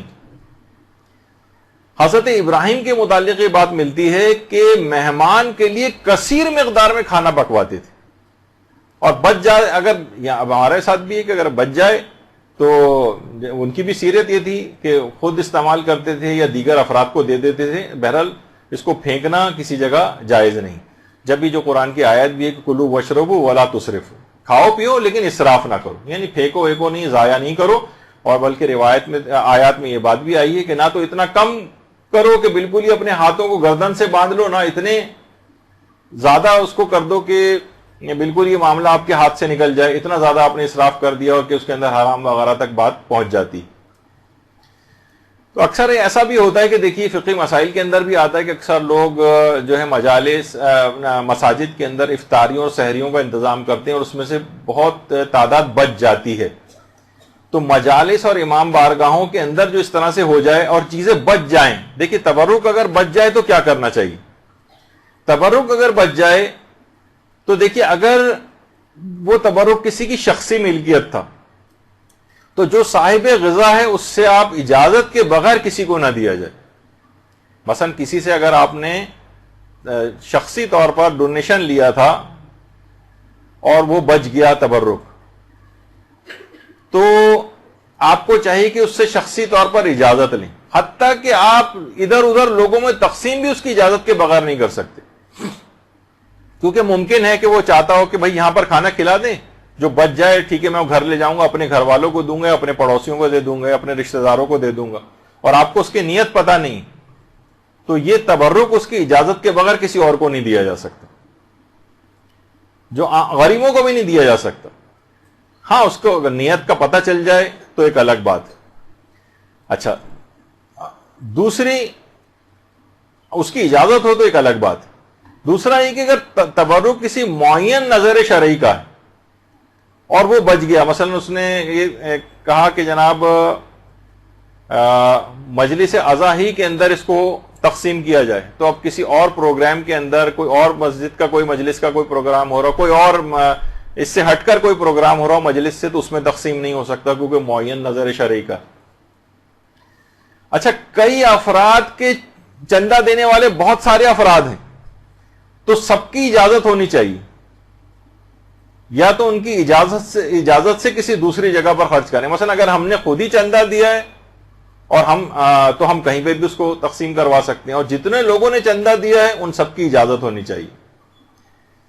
اچھا بعض اوقات یہ ہوتا ہے کہ چندہ دینے والے افراد معلوم نہیں ہوتے، بہت سے لوگوں سے چندہ لیا اور اس کے بعد ہمیں پتہ ہی نہیں، تو پھر اس مال کو یہ جو بچ گیا ہے اس وقت تبرک کے پیسے بچ گئے یا تبرک بچ گیا تو یہ مال مجہول المالک سمجھا جائے گا، اور حاکم شرع مجتہد کے وکیل سے اجازت لے کر پھر اس کو تقسیم کروا سکتے ہیں، اس کا جو بھی مصرف ہوگا. سب سے بہتر تو یہ کہ جس وقت بھی چندے وغیرہ کام، کیونکہ یہ بہت اس کے سوالات بھی آتے ہیں، ہم نے دیکھا ہے علماء سے بھی پوچھے جاتے ہیں، مدرسے کے بھی اس پہ سوالات بہت آتے ہیں کہ اس طرح سے جو پیسہ بچ جاتا ہے اسے کیا کیا جائے. تو چندہ دینے والے افراد اگر نامعلوم ہیں تو حاکم شرع سے رابطہ کر کے ان سے اس پیسے کا مصرف معلوم کر لیا جائے. اچھا اب بہتر تو یہی کہ جس وقت چندہ لے رہے ہیں ان سے اسی وقت اجازت لے لی جائے کہ بھائی آپ دے رہے ہیں، جو بچ جائے گا ہم فلاں فلاں چیز میں استعمال کر لیں گے، تو پھر کام ٹھیک ہو جائے گا. اچھا پھر ایک سوال، آیت اللہ شبیری زنجانی ہمارے جو ایک مرجع ہیں اس وقت ماشاءاللہ حیات ہیں، ان سے بھی یہ سوال پوچھا گیا کہ تبرک وغیرہ کے سلسلے میں جو پیسے ہیں بعض اوقات وہ بچ جاتے ہیں، تو کیا ہم یہ کر سکتے ہیں کہ مسجد یا امام بارگاہ کا مائک خرید لیں؟ اس سے مائک وہ بھی تو ضرورت ہوتی ہے نا مجلس کے لیے، تو انہوں نے منع کر دیا نہیں، تبرک کے لیے اگر آپ نے لیا ہے تو اسی مصرف میں اس کو استعمال ہوگا، اس سے کسی اور مصرف میں اس کا استعمال نہیں ہو سکتا. پھر ایک سوال یہ ہوتا ہے کہ مساجد میں کیا کھانا کھلانا جائز ہے؟ مثلا بہت سے امام بارگاہیں چھوٹی ہیں، مسجد کے ہال بھی استعمال ہونے لگتے ہیں، اس کے بعد کھانا لگ رہا ہے، مسجد کے اندر بھی کھانا لگنا شروع ہو گیا اور دسترخوان بچھنے لگے. تو علماء فرماتے ہیں کہ 3 شرطیں پوری ہونی چاہیے. نمبر 1 تو ہے کہ متولی شرعی کی اجازت ہونی چاہیے، اس کی اجازت کے بغیر نہ کریں یہ کام. جو بھی متولی شرعی ہے مسجد کا، جس کے ہاتھ میں مسجد کا اختیار ہے مجتہد کی طرف سے. اور دوسرا یہ ہے کہ مسجد کو گندا اور خراب نہ کیا جائے. عام طور پہ ہم دیکھتے ہیں کہ مساجد کے اندر افطار وغیرہ کا انتظام ہوتا ہے، ہر قدم پہ ایک گٹھلی پاؤں کے اندر چپکی ہوئی ہوتی، یعنی کسی پلیٹ کے کارنر میں وہاں نہیں رکھتے بلکہ ایسی کھایا اور وہیں پر پھینک دیا. مسجد کو اس طرح سے گندا کرنا یہ بھی جائز نہیں ہے. اور نمازیوں کے لیے کوئی مزاحمت ایجاد نہیں ہونی چاہیے. مثلا وہ بیچارہ نماز پڑھنے کے لیے آ رہا ہے, ہر طرف دسترخوان بچھے ہوئے, لوگ کھانا کھا رہے ہیں, نماز پڑھنے کی اسے کوئی جگہ نہیں مل رہی. ایسا نہیں ہو. ان کے لیے جو نماز پڑھنے والے ہیں ان کے لیے اتنی انف اسپیس ہونی چاہیے وہاں پر کہ وہ آرام سے نماز پڑھ سکیں. ان شرطوں کے ساتھ پھر اجازت مل جاتی ہے کہ مسجد کے اندر بھی کھانا کھلایا جا سکتا, یعنی یہ تبرک وغیرہ. اچھا, پھر یہ کہ اگر بالفرض زیادہ پکوا لیا جائے, ضرورت سے زیادہ اس کا اہتمام ہو جائے, تبرک کی جتنی ضرورت ہوتی ہے اس سے زیادہ, تو باقاعدہ علماء کی سیرت میں ملتا ہے کہ ایک مومن ہے صادق رفیعی, وہ سناتے ہیں کہ ایک دفعہ مسجد میں مائکرو فون لے کر کسی مولانا نے باقاعدہ اعلان کرنا شروع کر دیا تھا, اور کھانا جو پکوانے والے ہیں ان کی بڑی مذمت کی تھی کہ کھانا آپ لوگ بہت زیادہ پکوا لیتے ہیں, کم پکوایا کریں وغیرہ, اور لوگوں میں بانٹنا پڑ جاتا ہے, اور اتنا تقسیم کرنے کی کوئی ضرورت نہیں. کہہ رہے ہیں اسی رات کو ہمیں آیت اللہ شیخ جواد تبریزی کے پاس جانا ہوا. آیت اللہ شیخ جواد تبریزی کے سامنے یہ معاملہ رکھا کہ کیا کھانا میں کم پکوانا چاہیے, تو انہوں نے جواب میں یہ کہا کہ نہیں, کھانا مجلس عزا کے لیے کثیر مقدار میں پکوائیں, بچ جائے تو ٹھیک ہے گھر لے جائیں, لیکن کوئی کمی اس سلسلے میں نہیں ہونی چاہیے. دیکھیے, دینے والے مجلس عزا کے تبرک کے لیے دل کھول کر دیتے ہیں, پکانے والے دل کھول کر پکاتے ہیں, کھانے والے بھی اپنے طور پر کھاتے ہیں, لیکن معترضین کے پیٹ میں بلا وجہ کا ایک مروڑ اٹھ رہا ہوتا ہے. ان کو نہ ایک پیسہ دینا ہے, بلکہ کھانا کھانے والے میں تو وہ شمار ہوتے ہیں, پیسہ دینے والوں میں نہیں ہوتے, لیکن اعتراض سب سے زیادہ بڑھ کر وہی لوگ کر رہے ہوتے ہیں. خمس پر اعتراض سب سے زیادہ وہی لوگ کر رہے ہوتے ہیں جنہوں نے خود کبھی ایک پیسہ خمس نہیں نکالا ہوتا. تو دیکھیے, مجلس عزا کی جو شان و شوکت ہے اس کے اوپر اس کے اندر کوئی کمی نہیں ہونی چاہیے, اس پر ویسے ہی پیسہ خرچ ہونا چاہیے. اگر بچ جائے تبرک تو انتظامات ہوں, تھیلیاں ہوں, شاپنگ بیگس ہوں, بھجوانے کا انتظام موجود ہونا چاہیے. اور کتنے ہی ادارے ایسے ہیں, دیکھیے باقاعدہ آیت اللہ سیستانی کا بھی ان سے یہی کہا کہ پوچھا گیا کہ جناب اس طرح سے مجالس منعقد ہوتی ہیں, اور ایک وقت میں کئی مجالس عزا منعقد ہوتی ہیں, اور اکثر مجالس میں نیاز میں چاول وغیرہ تقسیم ہوتے ہیں, صبح تک یہ سلسلہ رہتا ہے. اس فراوانی میں کھانے کی بڑی مقدار کچرے کے ڈھیر میں پھینک دی جاتی ہے, اس بارے میں آپ کی کیا رائے ہے؟ تو انہوں نے یہ فرمایا, دیکھیں تبذیر یعنی بلا ضرورت اس طرح سے خرچ کرنا یہ باعث غضب ہے, شرعاً حرام بھی ہے. ضروری ہے کہ ہر وہ اقدام کیا جائے جس کے ذریعے اس کو روکا جا سکے, اور یہ کام انتظامات کرنے والے اشخاص کے ساتھ صلاح و مشورے کے ذریعے ہو. یعنی جہاں پھینکنے والی بات آ جائے وہ تو کوئی بھی مجتہد برداشت نہیں کرے, وہ تو شیخ جواد تبریزی بھی منع کریں گے. وہ کہتے ہیں کہ نہیں, ہو جائے زیادہ پک جائے تو کھانا مومنین ساتھ باندھ کے لے جائیں یا غریبوں میں تقسیم ہو جائے, لیکن کمی نہیں کریں اس کے اندر کہ کچھ لوگ ایسے ہی واپس جا رہے ہیں, کھانا ختم ہو گیا گھر واپس جا رہے ہیں. نہیں, یہ اس کی شان و شوکت کے خلاف ہے. دیکھیے کتنے غریب ایسے افراد ہیں, وہ جو آپ کوڑے پر ویسے ہی جا کر پھینکیں گے, ان کو بہتر نہیں کہ عزت کے طور پر ان تک پہنچا کر ان غریبوں کو جو ہے والا کھانا جو دیا جائے. یہ کتنے جب شوکیسوں کے اندر جو لگی بازار کے کھانوں کے اندر, اکثر علماء نے کہا ہے کہ خاص طور پر دینی طالب علم بازاروں میں جو سجی ہوئی چیزیں ہوتی ہیں شوکیسوں میں, وہ خرید کے نہ کھائیں, ان میں ایک بے برکتی آ جاتی. غریب جو خرید نہیں سکتے ان کو حسرت بھری نگاہوں سے جب ان چیزوں کو دیکھتے ہیں, ان کھانوں کو سے برکت اٹھ جاتی. تو بہرحال یہ کہ ان تک ویسے ہی چیز پہنچائی جائے. تو لیکن یہ کہ بارگاہ حسینی کے اندر تو دیکھیے سبھی فقیر ہیں, یا فقیر و غنی کا کوئی فرق نہیں. آیت اللہ محمد حسین غروی اصفہانی کمپانی آیت اللہ بہجت کے اساتذہ میں سے تھے, نجف میں ان کی عالمیت تھی. لوگ یہ دیکھتے تھے تبرک کی جو چائے ہے یہ خود نکال کر لوگوں کو دے رہے ہیں. مرجع تقلید جیسے آیت اللہ سیستانی خود چائے اگر تقسیم کرتے آپ کو نظر آئیں تو کیسا لگے گا؟ یعنی لوگ بڑے حیران ہو جاتے تھے. اچھا, یہ خود کیا کرتے تھے؟ چائے تقسیم کرتے تھے خود, جبکہ مرجع تھے آیت اللہ کمپانی. ان کے متعلق علماء کہتے ہیں کمپانی اسی وجہ سے کہ ان کے والد کی کمپنیاں تھیں, بہت ہی امیر کبیر آدمی تھے.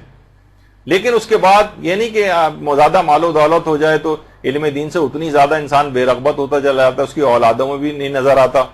یہ اتنا علم انہوں نے حاصل کیا, کتنے مالدار ترین باپ کے بیٹے ہونے کے باوجود کہ عالمیت کے اس پہ مرجع تقلید بنے. اور اس کا انکساری کا یہ عالم تھا کہ باقاعدہ لوگوں کو خود سے چائے نکال کر دیتے تھے, اور عزاداروں کے جوتے سیدھے کیا کرتے تھے. لوگ کہتے تھے ارے آقا یہ کیا کر رہے ہیں؟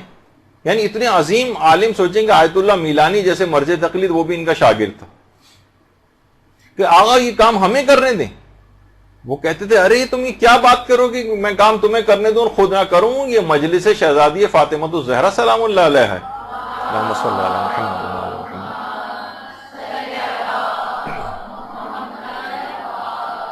ارے یہ مجلس امام مظلوم علیہ الصلوۃ والسلام ہے، ممکن ہے کہ میری نماز شب قبول نہ ہو، ممکن ہے کہ میرے دیگر اعمال قبول نہ ہو، مگر یہ عمل تبرک کی تقسیم، یہ اور مجلس اعظم میں عزاداری کی خدمت، یہ لازماً قبول ہوتی. میں اس کام کو کیسے چھوڑ دوں، میں اس کام کو ترک نہیں کر سکتا. اور اتنی یقین کیجئے برکتیں ہیں اس کام میں کہ واقعتاً لوگ کرنے والے جو اس میں ہیں خود آبزرو کرتے ہیں، ایک عالم دین نقل خود کرتے ہیں کہ ایک دکاندار سے ان کی بات چیت ہوئی تو اس دکاندار نے بتایا کہ 30-40 سال ہو گئے میں ایام عزا کا جو عشرہ اول ہوتا ہے اس میں شام ہی سے میں اپنی دکان بند کر دیتا ہوں، جبکہ پیک ٹائم ہوتا ہے اس وقت کاروبار کا، یعنی اس وقت دکاندار کے پاس گاہکوں کی ایک لائن ہوتی ہے، بمشکل میں جو ہے وہ بہرحال دکان بند کرتا ہوں اور اس کے بعد میں مجالس عزا کا تبرک جا کر تقسیم کرتا ہوں اور میں جو ہوں سبیلوں کا انتظام کرتا ہوں، خود جگہ کھڑے ہو کر وہاں پر لوگوں کو پانی اور شربت وغیرہ پلاتا ہوں. خدا جانتا ہے کہ میں ایک کام بغیر کسی لالچ کے فقط خوشنودی پروردگار کے لیے کرتا ہوں. اور اس نے خود بتایا ان عالم دین کو کہ اس کاروبار کی اس میرے اس عمل سے اگرچہ میں دکان بند کرتا ہوں، پیک آورز میں دکان بند کر کے جاتا ہوں، اس قدر برکت اللہ نے میرے کاروبار میں اس کے بعد سے دی کہ دکان ہر وقت میری گاہکوں سے بھری رہتی ہے، بمشکل گاہکوں کو دکان سے باہر نکال کے دکان بند کرنا پڑتی. اللہم صلی علی محمد وعلی محمد.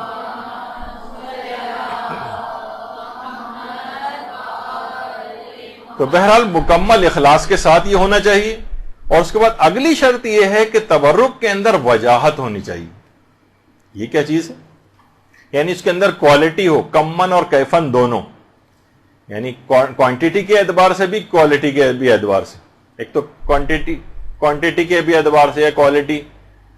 جیسے میں نے ایک دفعہ سنایا تھا کبھی کسی کلاس میں واقعہ کہ انڈیا کے کسی علاقے کے اندر یعنی باقاعدہ اگر 15 منٹ کی مجلس ہے تو وہ نمک پارے کی ہوتی، اور اگر 25 منٹ کی ہے مثلاً تو اس میں بند وغیرہ تقسیم ہوتے ہیں، اور اگر آدھے گھنٹے کی ہے تو اس کے اندر جو ہے باقر خوانی یا کوئی اور اس طرح کی چیز تقسیم ہوتی، اور اس کے بعد اگر 1 گھنٹے کی ہے، پونے گھنٹے کی ہے تو اس کے اندر بریانی تقسیم ہوتی. تو ایک دفعہ 15 منٹ کی مجلس تھی تو مولانا پڑھتے پڑھتے 15 منٹ سے 25 منٹ پہ نکل آئے تو حاضرین میں سے کسی نے کہا نمک پارے کی ہے مولانا صاحب. تو لوگ جو ہیں اس قسم کی چیزیں جو ہیں وہ انہوں نے منسوخ کر دی ہیں. اس سے کیا ہے یعنی کمن اور کیفن کیفیت کے اعتبار سے بھی اس کے اندر ایک وجاہت ہونی چاہیے اور کوانٹٹی کے اعتبار سے بھی اس کے اندر وجاہت ہونی چاہیے، کیونکہ امام حسین وجی ہیں. علماء فرماتے ہیں کہ دیکھیے امام وجی ہیں اور ان کے اندر یا وجیحن عند اللہ اشفع لنا عند اللہ جو آپ پڑھتی ہیں وہ یہی تو کہتی ہے دعائے توسل کے اندر کہ آپ کا مقام، آپ اتنے وجی ہیں، مقام آپ کا پروردگار کی بارگاہ میں بہت بلند ہے. تو ان کے تبرک میں بھی وہی چیز ہونی چاہیے، یعنی اس تبرک کو پریزنٹیبل ہونا چاہیے. اب دیکھیے آپ کے سامنے عام سبیلیں بھی ہوتی ہیں اور ایک یہ سبیل آپ کے سامنے کتنے عالیشان طریقے سے سبیل کو سجایا گیا ہے، کس طرح سے پھول اس کے اندر جو ہے وہ رکھے گئے ہیں، یعنی پورے ایک عزت احترام کے ایک امام حسین کے نام پر کوئی چیز ہو رہی ہے. تو ہمارے یہاں عام طور پر دیکھیے بڑا عجیب و غریب مجھے بہت سی چیزیں کہنی پڑتی ہیں کہ مجالس میں عام طور پر بہت سی جگہوں پہ خیر اب بہتری آئی ہے، لیکن صرف امام حسینی کی بات نہیں، مسجدوں کے اندر آپ جائیں کولر لگے ہیں ان کے ساتھ اسٹیل کا ایک گندا سا گلاس زنجیر کے ساتھ بندھا ہوا، اس میں زنگ لگا ہوا، اسی کے اندر آپ جو ہے پانی پئیں. عام طور پر جو چائے کے کپس وغیرہ ہوتے ہیں دیکھا ہے میں نے مختلف جگہوں پہ چائے تقسیم ہوتی ہے، کپوں کے سب کنارے ٹوٹے ہوئے ہیں. اسٹیل کی جو پلیٹیں عام طور پر ہوتی ہیں ان کو دھویا بھی صحیح سے نہیں جاتا، چکنی پلیٹیں چکنے چمچے وغیرہ دیے جا رہے ہوتے ہیں. امام حسین وجی ہیں، ان کے لیے تمام تبرکات کا جو انتظام ہونا چاہیے وجی انداز میں ہونا چاہیے. کوشش آپ یہ کریں، کھانے دیکھیے پک رہے ہیں، یہ آپ کے سامنے جو تصویر ہے، آپ تو بس آرڈر کر کے آ گئے، وہ کتنے گندے طریقوں سے کھانے وہ لوگ پکا رہے ہوتے ہیں. پائپ کے ذریعے اس کے اندر پانی ڈال رہا ہے کوئی بھی گندا سا غلط طریقے سے، اس کے بعد پک کے آ جاتا ہے، آپ بھی سوچتے ہیں بس کون اس میں زیادہ تحقیق کرے. تو ایسا نہیں ہونا چاہیے. دیکھیے کوشش کریں کہ ڈسپوزیبل کپس استعمال کر لیں. اب لوگوں کی طرف فطرتیں ذرا نفیس ہو گئی ہیں، بہتری کی طرف وہ جاتے ہیں، کراہیت کرتے ہیں. کیوں گندے کپوں کے اندر ایک کے دوسرے کو تیسرے، بہت سی بیماریاں بھی بعض اوقات لگ جاتی ہیں اس انداز سے، گندے کھانوں کی وجہ سے یا گندے برتنوں کی وجہ سے. تو آپ دیکھیں کہ بہت سی جگہوں پر جہاں اس کا اچھا اہتمام ہوتا ہے تو باقاعدہ جو پلاسٹک کی گلوز پہن کر چیزوں کو جو ہے وہ سرو کیا جاتا ہے. اور یہ آپ دیکھ رہے ہیں کہ خود آئمہ کے حرموں میں یا جو اچھی جگہ ہیں بعض اوقات وہاں پر سب نے پلاسٹک کی گلوز وغیرہ پہنے ہوئے ہیں، حتیٰ کہ جو ہیں وہ میڈیکل ماسک وغیرہ لگائے ہوئے ہیں تاکہ اس کے اندر کسی بھی طرح کے کوئی جراثیم یا وہ اس طرح سے نہ جائیں. تو اچھے طریقوں سے، پریزنٹیبل طریقے سے بھی سب چیزیں ہو سکتی ہیں.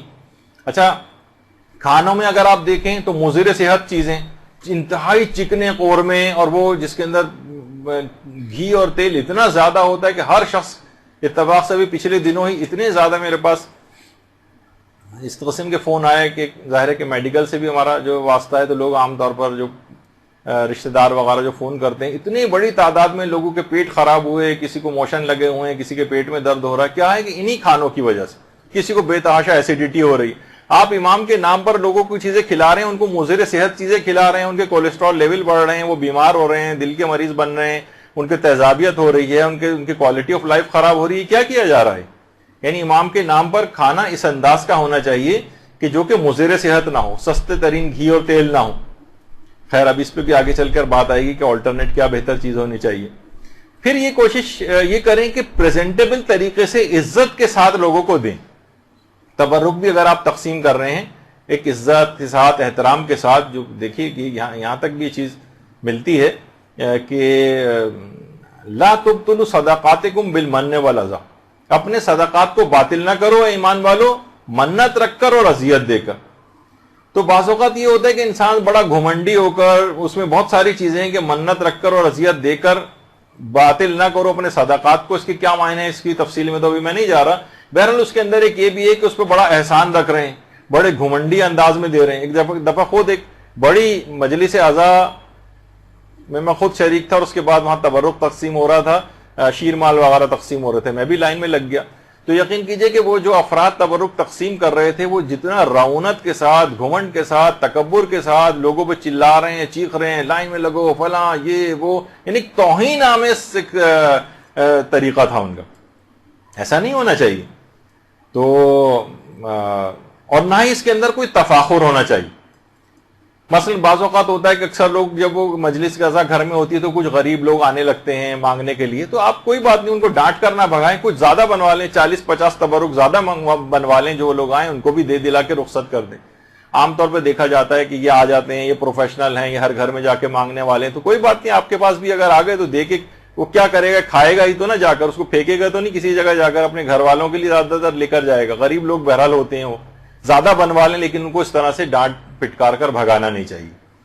تو بہرحال تفاخر کوئی نہیں ہونا چاہیے، دھتکارنا نہیں چاہیے، اس بات کی کوئی تعریف کے خواہاں نہیں ہونا چاہیے آپ کو کہ وہاں لوگ تعریف کریں کتنا زبردست بنایا تھا تبرک. ہاں، اچھی کوالٹی کا رکھیں، لیکن لوگوں کی تعریف کے خواہاں نہ ہوں. اسی طریقے سے کوشش کریں کہ کچھ دیگر اقسام بھی مانوی تبرک کی بھی اگر ساتھ کر دیں. کھانے پینے کی تو چیزیں ہوتی ہی ہیں، مثلا کوئی کتاب ساتھ میں دے دی جائے. مثلا یہ اس کا بھی ٹرینڈ ایک زمانے میں ہوا تھا جو پھر دوبارہ ختم ہو گیا تقریباً. یا مثلا کوئی بھی کتابچہ پمفلٹ وغیرہ، یہ دیکھیں آپ کے سامنے مثلا عید غدیر کا کوئی پروگرام ہو رہا ہے، اس میں باقاعدہ ایک کتابچہ پورا غدیر سے متعلق تبرک کے ساتھ تقسیم ہو رہا ہے، ساتھ میں رکھ کے دیا جا رہا ہے. تو اس طرح کی کوئی بھی چیز، چاہے وہ کچھ خاص عملیات ہوں، لوگوں کی رزق بڑھانے کے طریقے، کچھ مسائل دینیاں، کچھ احادیث کے کوئی کتابچہ، کوئی پمفلٹ. بہت سی جگہوں پہ ایک زمانے میں جس کی تھوڑی حیثیت ہوتی ہے، کچھ خواتین کے لیے مقنے وغیرہ بھی تقسیم ہوتے ہیں، یا نماز کی چادر وغیرہ تقسیم ہونے لگتی ہے. تو تبرک کی کچھ اچھی اقسام جو اور کھانے سے ہٹ کر بھی، اس میں بھی دماغ میں رکھنا چاہیے کہ اس پر بھی پیسہ خرچ کیا جائے. یہی وجہ کہ دیکھیے باقاعدہ جو ملتا ہے واقعات میں بھی کہ مہدی بحرالعلوم کے ایک شاگرد تھے شیخ حسین تبریزی. انہوں نے وادی السلام جو نجف اشرف کا قبرستان ہے، باقاعدہ وہاں چشم برزخی سے دیکھا کہ وادی السلام میں مدفون مومنین اور ملائکہ ایک نیک مومن کی روح کے استقبال کی تیاریاں کر رہے ہیں، اور اس کے لیے انواع اقسام کے جنتی کھانوں کا بھی اہتمام کیا گیا ہے۔ روضۃ الشہداء کتاب کے اندر باقاعدہ یہ واقعہ ہے۔ شیخ حسین تبریزی فرماتے ہیں کہ پوچھنے پر یہ معلوم ہو کہ اس شخص کو یہ مقام 3 خصوصیات کی بنا پر حاصل ہوا۔ نمبر 1، وہ اہل بیت رسول سے بے پناہ محبت کرتا تھا۔ نمبر 2، ہمیشہ رزق حلال کھاتا تھا۔ اور نمبر 3، سال بھر کے اخراجات کے بعد جو کچھ بچ جاتا تھا وہ سب عزاداری امام حسین کی راہ میں خرچ کر دیتا تھا۔ اللہم صلی علی محمد و علی محمد۔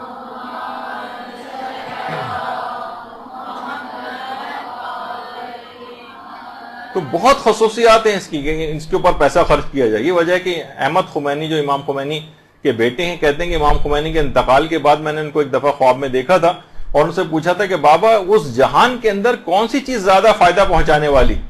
تو امام خمینی نے اپنے بیٹے سے کہا تھا کہ محمد و آل محمد کی ولایت اور ان کی محبت، اس کے اوپر سرمایہ کاری سب سے زیادہ کرو، اس پر پیسہ خرچ کرو، اور خود بھی اور اپنی اولاد کو بھی اہل بیت کے دامن سے وابستہ کرو، ان کے گھر کی نوکری کرو اور ان کی پناہ میں آ جاؤ۔ یہ چیز سب سے زیادہ فائدہ پہنچانے والی۔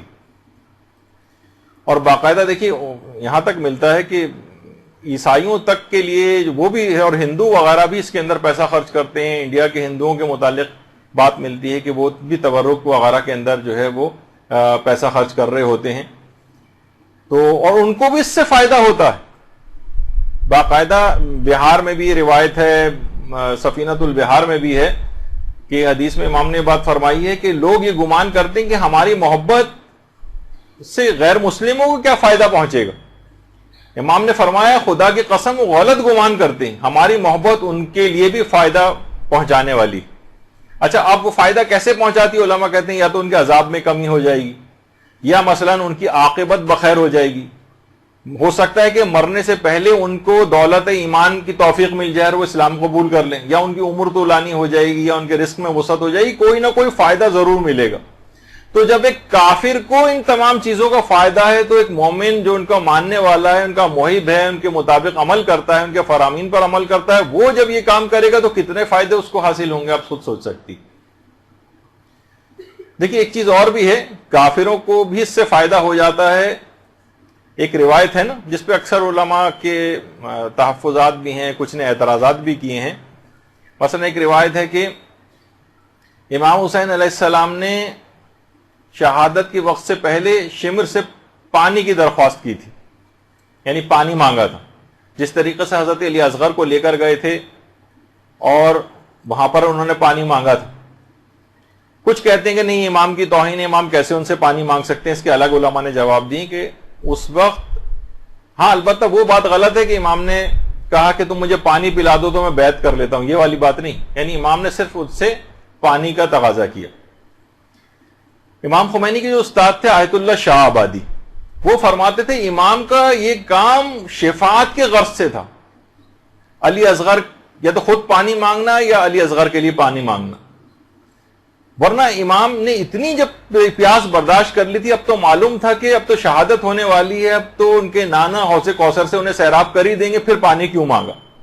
کہا یہ امام کی جو وسیع مغفرت تھی، کیونکہ امام خدا کی رحمانیت، رحیمیت اور غفاریت کی جو تجلی ہے وہ امام کے اندر ظاہر ہو رہی تھی، یعنی اگر وہ شخص شمر اس وقت پانی دے دیتا تو امام کی اسے شفاعت مل جاتی اور امام کے قتل سے باز آ جاتا، علی اصغر کے قتل سے وہ لوگ باز آ جاتے اگر وہ اس کو پانی پلا دیتے، یعنی دسترخوان شفاعت بچھا ہوا تھا۔ امام نے ظاہر وہ کوئی بھی شخص نہیں چاہتا، امام ہرگز نہیں چاہتے تھے کوئی بھی شخص جہنم کے اندر اس انداز سے چلا جائے، دسترخوان شفاعت بچھانے کی وجہ سے انہوں نے پانی مانگا تھا، نہ کہ صرف ان کو تو پتا تھا تو کچھ ہی دیر کے اندر شہادت ہو جائے گی اور حوض کوثر سے سیراب ہو جائیں گے۔ لیکن اس نے کیا کہا، اس ملعون نے کیا کہا؟ کہا کہ میں یزید کے 1 درہم کے بدلے بھی تمہاری نانا کی شفاعت کو قبول نہیں کروں گا، شمر نے، یہاں تک کہ وہ قیامت تک کے لیے اس کا نام وَلَعْنَةُ اللَّهِ شمرن، اور شمر پر اللہ کی لعنت زیارت عاشورہ کے اندر اس کا مصداق ہو گیا، بلکہ وہ شخص پہ بھی کے لیے بھی دعائیں کی جاتی ہیں کہ رحم اللہ من لعن شمرن، جو اس شخص پہ بھی اللہ رحم کرے جو شمر کے اوپر لعنت کرتا ہے۔ تو بہرحال اس کا مصداق ہو گیا وہ، تو صرف پانی پلانے سے اتنا زیادہ اس کو ہو جاتا کہ اتنے عظیم گناہ سے وہ باز آ جاتا اور عاقبت اس کی بخیر ہو سکتی تھی، دسترخوان شفاعت بچھا ہوا تھا۔ تو اب دیکھیے خود وہ پانی پلانا، مومنین جو ایک دوسرے کو پانی پلا رہے ہوتے ہیں اور سبیرے لگا رہے ہوتے ہیں اور کھانا کھلا رہے ہوتے ہیں، ان کے لیے کتنا زیادہ اس کے اندر فوائد ہوں گے۔ اب دیکھیے مومنین تو اپنی طور پر علماء سے بہت پوچھا گیا کتنے دسترخوان امام حسن ہے، دسترخوان حضرت علی اصغر ہے، اور دسترخوان جو سفرہ ام البنین ہے، اور اس کے علاوہ دسترخوان رقیہ ہے، اور عربوں کے اندر دسترخوان امام زمانہ ہے، امام حسن کا جو سفرہ ہوتا ہے وہ ہے، کتنی زیادہ آپ کو نظر آتے ہیں، اور سب کو علماء نے ریکمینڈ کیا کہ سارے ہونے چاہیے۔ لوگوں کی باتوں میں ہرگز نہ ہے کہ نہیں یہ نہیں اور وہ نہیں، اب تو ہر جگہ دسترخوان، ہر وقت کھانے، کوئی مسئلہ نہیں ہے اس کے اندر، بہت ریکمینڈ علماء نے اس میں کیا ہے۔ اور علماء خود بھی اس کے اندر بہت آگے ہوتے ہیں، خود بھی اس کی کھلائی میں، پکائی میں، خود اس کو سرو کرنے میں، آپ کتنی زیادہ ان کی اگر آپ دیکھیں علماء کی کہ خود اس کے اندر بڑھ چڑھ کر حصہ لے رہے ہوتے ہیں، ایک ایسی خدمت ہے کہ عالم ہونے کے باوجود بھی وہ کر رہے ہوتے ہیں۔ یہ آیت اللہ باقر الحکیم شہید ہیں، یہ خود لوگوں کو کھانا کھلایا کرتے تھے، اس طرح سے نکال کے دیتے تھے۔ یہ آیت اللہ تقی مدرسی ہیں، خود مرجع تقلید ہیں، مرجع ہونے کے باوجود لوگوں کو چائے پلا رہے ہیں اور لوگوں میں جو ہے کھانا کھلا رہے ہیں، لوگوں میں کھانا تقسیم کر رہے ہیں، کیونکہ اس کی بہت اہمیت ہے، دنیاوی و اخروی بے پناہ فائدے۔ لوگ کہتے ہیں کہ بھائی اس کے اندر بہت افراط بہت ہو گئی ہے، بہت زیادہ لوگ کرنے لگے ہیں۔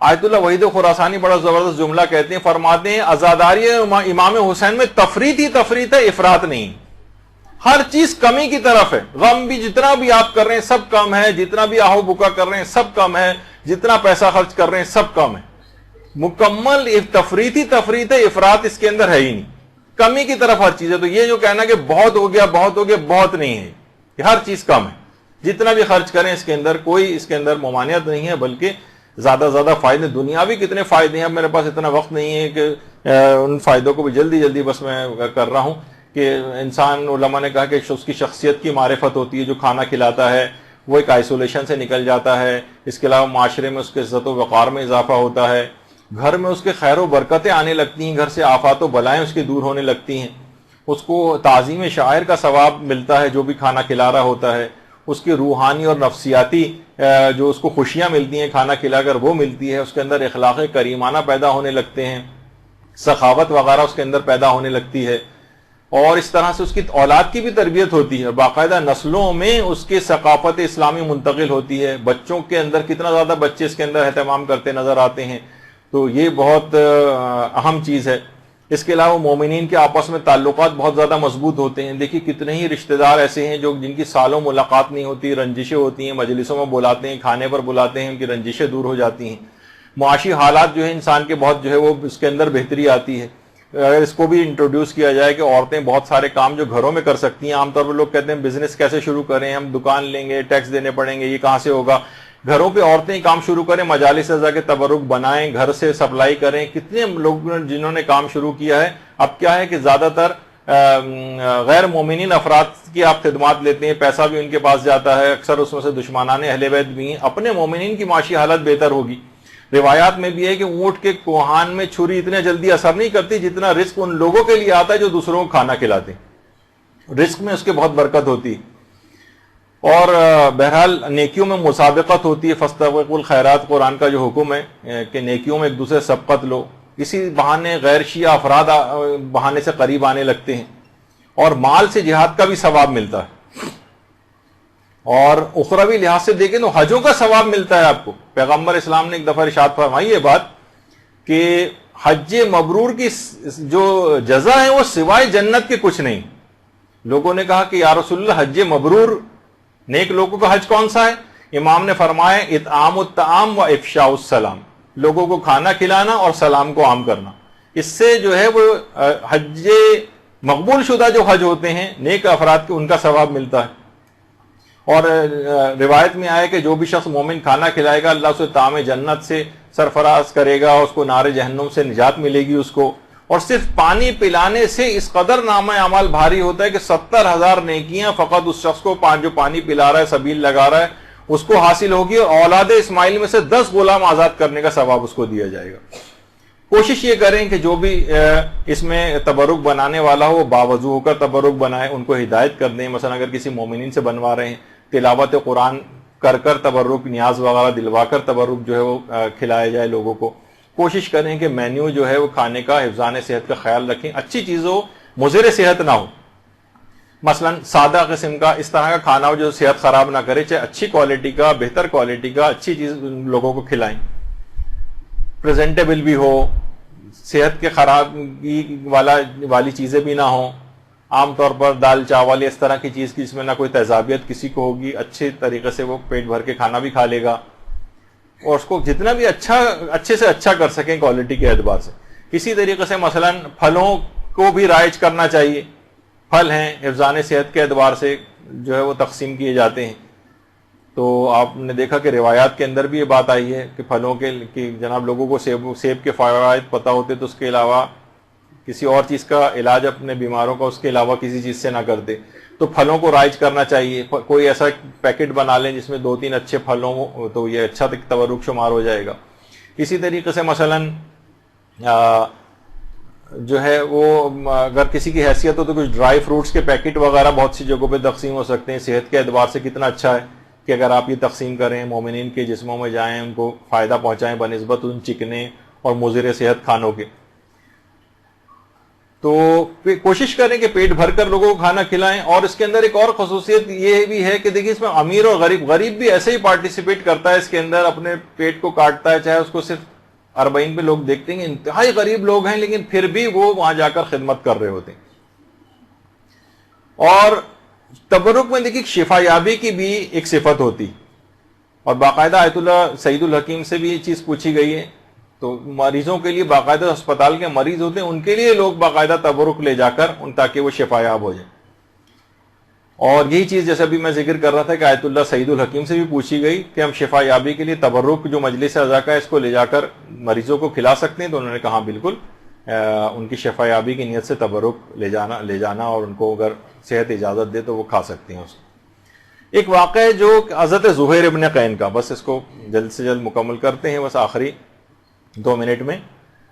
یہ اکثر یہ والا واقعہ بہت جگہ پڑھا جا چکا ہے لیکن اب کیونکہ پوری تبرکی کی گفتگو ہو رہی ہے تو یہ واقعہ باقاعدہ سوانح زہیر ابن قین جو آغا مہدی لکھنوی نے جو کتاب لکھی ہے اس کے اندر یہ واقعہ ہے کہ مدرسۃ الواعظین لکھنؤ کے پرنسپل مولانا دل اختر صاحب یہ بات بیان کرتے ہیں کہ زمانے طالب علمی میں جب ایک دفعہ تبرک پہ بات نکلی تو شمس العلماء سید سبط حسن نے اپنے شاگردوں سے یہ بات کہی کہ جو شخص کسی مریض کی صحت یابی کے لیے روزہ رکھے اور افطار کے بعد یہ دعا کر کے بستر پہ آئے کہ اے زہیر ابن قین طبیب لشکر حسینی میرے مریض کے لیے دوا تجویز کر دیجئے، تو خواب میں ایک بزرگ اس بیماری کا نسخہ لکھوا دیں گے. ایک مریض کی بہن نے بھائی کی صحت یابی کے لیے روزہ رکھ کر حسب ہدایت دعا کی تو خواب میں دیکھا کہ لوگ ایک شخص کو گھیرے ہوئے ہیں اور وہ مریضوں کو کچھ نسخے لکھوا رہے ہیں. بہن نے بھائی کے مرض کی دوا چاہی تو جواب ملا کہ تو خود دوا نہیں لیتا ہے. انہوں نے کہا ایسا تو نہیں ہے، دوا تو اس نے بہت کی ہے لیکن شفایاب نہیں ہوتا. فرمائے وہ مجلس حسین کا تبرک کیوں نہیں لیتا ہے؟ صبح ہوئی تو اللہم صلی علی محمد وعلی محمد.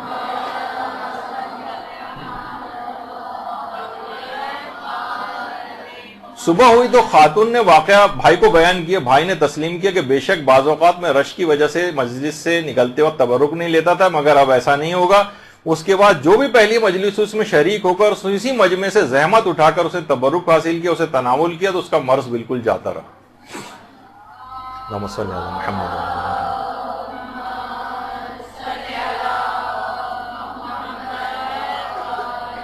اس کے بعد یہ واقعہ وہاں کے ایک رسالہ چھپتا تھا اس کے اندر بھی چھپا. اس کے بعد بہت سے اس زمانے میں طبیب ہوا کرتے تھے، انہوں نے یہی والا طریقہ اپنے جو بہت سے ایسے مریض جو شفا یاب نہیں ہو رہے تھے ان کے لیے کیا اور اس کے بعد مجلس اعضاء کا تبرک کا اہتمام ان کے لیے کیا تو وہ بھی مسلسل اس لحاظ سے صحت یاب ہوتے گئے.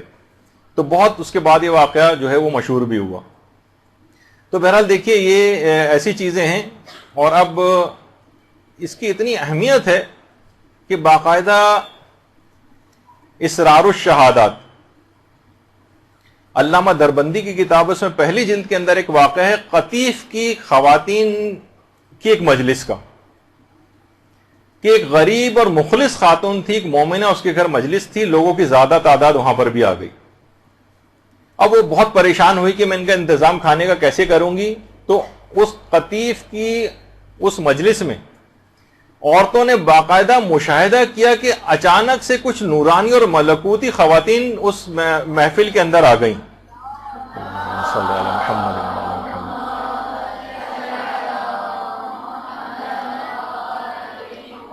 ان خواتین ملکوتی نے لباس سیاہ پہنا ہوا تھا. بہت سی عورتیں مجلس عزا کے اندر جو شریک تھیں وہ ان کی نورانیت اور ملکوتیت کو برداشت نہیں کر سکیں اور غش کھا گئیں. کچھ ان خواتین نے مجلس عزا میں تبرک تقسیم کرنا شروع کیا اور خواتین کو کھانا کھلانا شروع کیا. چند خواتین نے ہمت کر کے ان سے پوچھا، ان نورانی خواتین سے، کہ آپ کون ہیں؟ ہم نے اس سے پہلے کبھی آپ کو دیکھا نہیں. تو ایک نورانی شخصیت نے، ایک خاتون نے اس میں سے کہا کہ میں کلثوم دختر امیر المومنین علیہ السلام.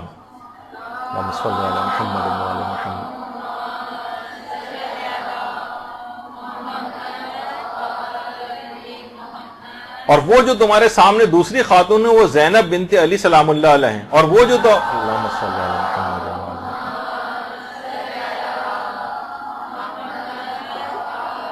اور وہ جو تیسری خاتون تمہارے سامنے وہ خدیجہ طاہرہ ہیں.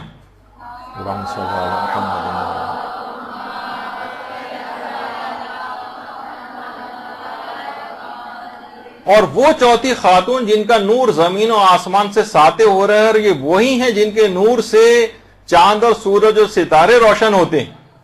یہ سید الشہداء کی مظلوم والدہ فاطمہ الزہرا سلام اللہ علیہ ہیں.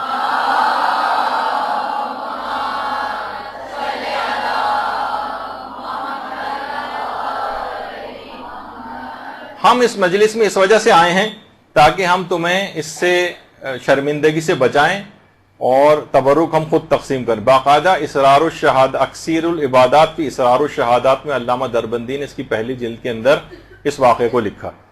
تو اس طرح سے مجالس عزا کے تبرک کی تقسیم کے لیے نورانی شخصیتوں کا آنا بھی مشاہدات کے اندر آیا ہے. قطیف کی خواتین کا یہ واقعہ بہت مشہور ہوا تھا، یہاں تک کہ اس کتاب تک کے اندر ہی آیا، اور بھی اس کے علاوہ بھی بے شمار اس کے واقعات اور مکاشفات. تو بہرحال اس کو بالکل اچھے طریقے سے اس کا اہتمام کرنا چاہیے. اتنا بابرکت ہے یہ کہ باقاعدہ کسی شاعر نے بڑا اچھا اس میں شعر کہا ہے کہ رضوان تیرا خوان جنا تجھ کو مبارک، جنت کی جو نعمتیں کا خوان ہے تجھ کو مبارک، میرے لیے مجلس کا تبرک ہی بہت. تو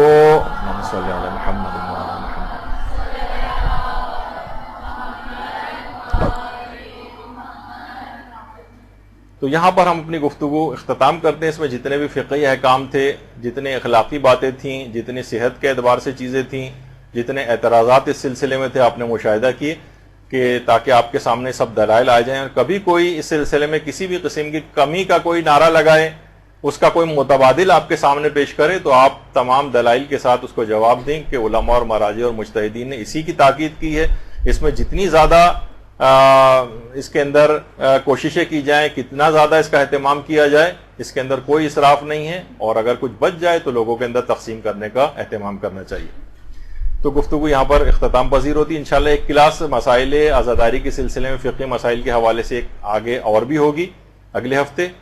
اور انشاءاللہ مزید کچھ نئے جو احکام ہیں عزاداری کے، کچھ فقہی جو اس سے پہلے ہم نے بیان نہیں کی، وہ انشاءاللہ اس کے اندر بیان ہوں گے. وصلی اللہ علی محمد وآلہ الطیبین الطاہرین.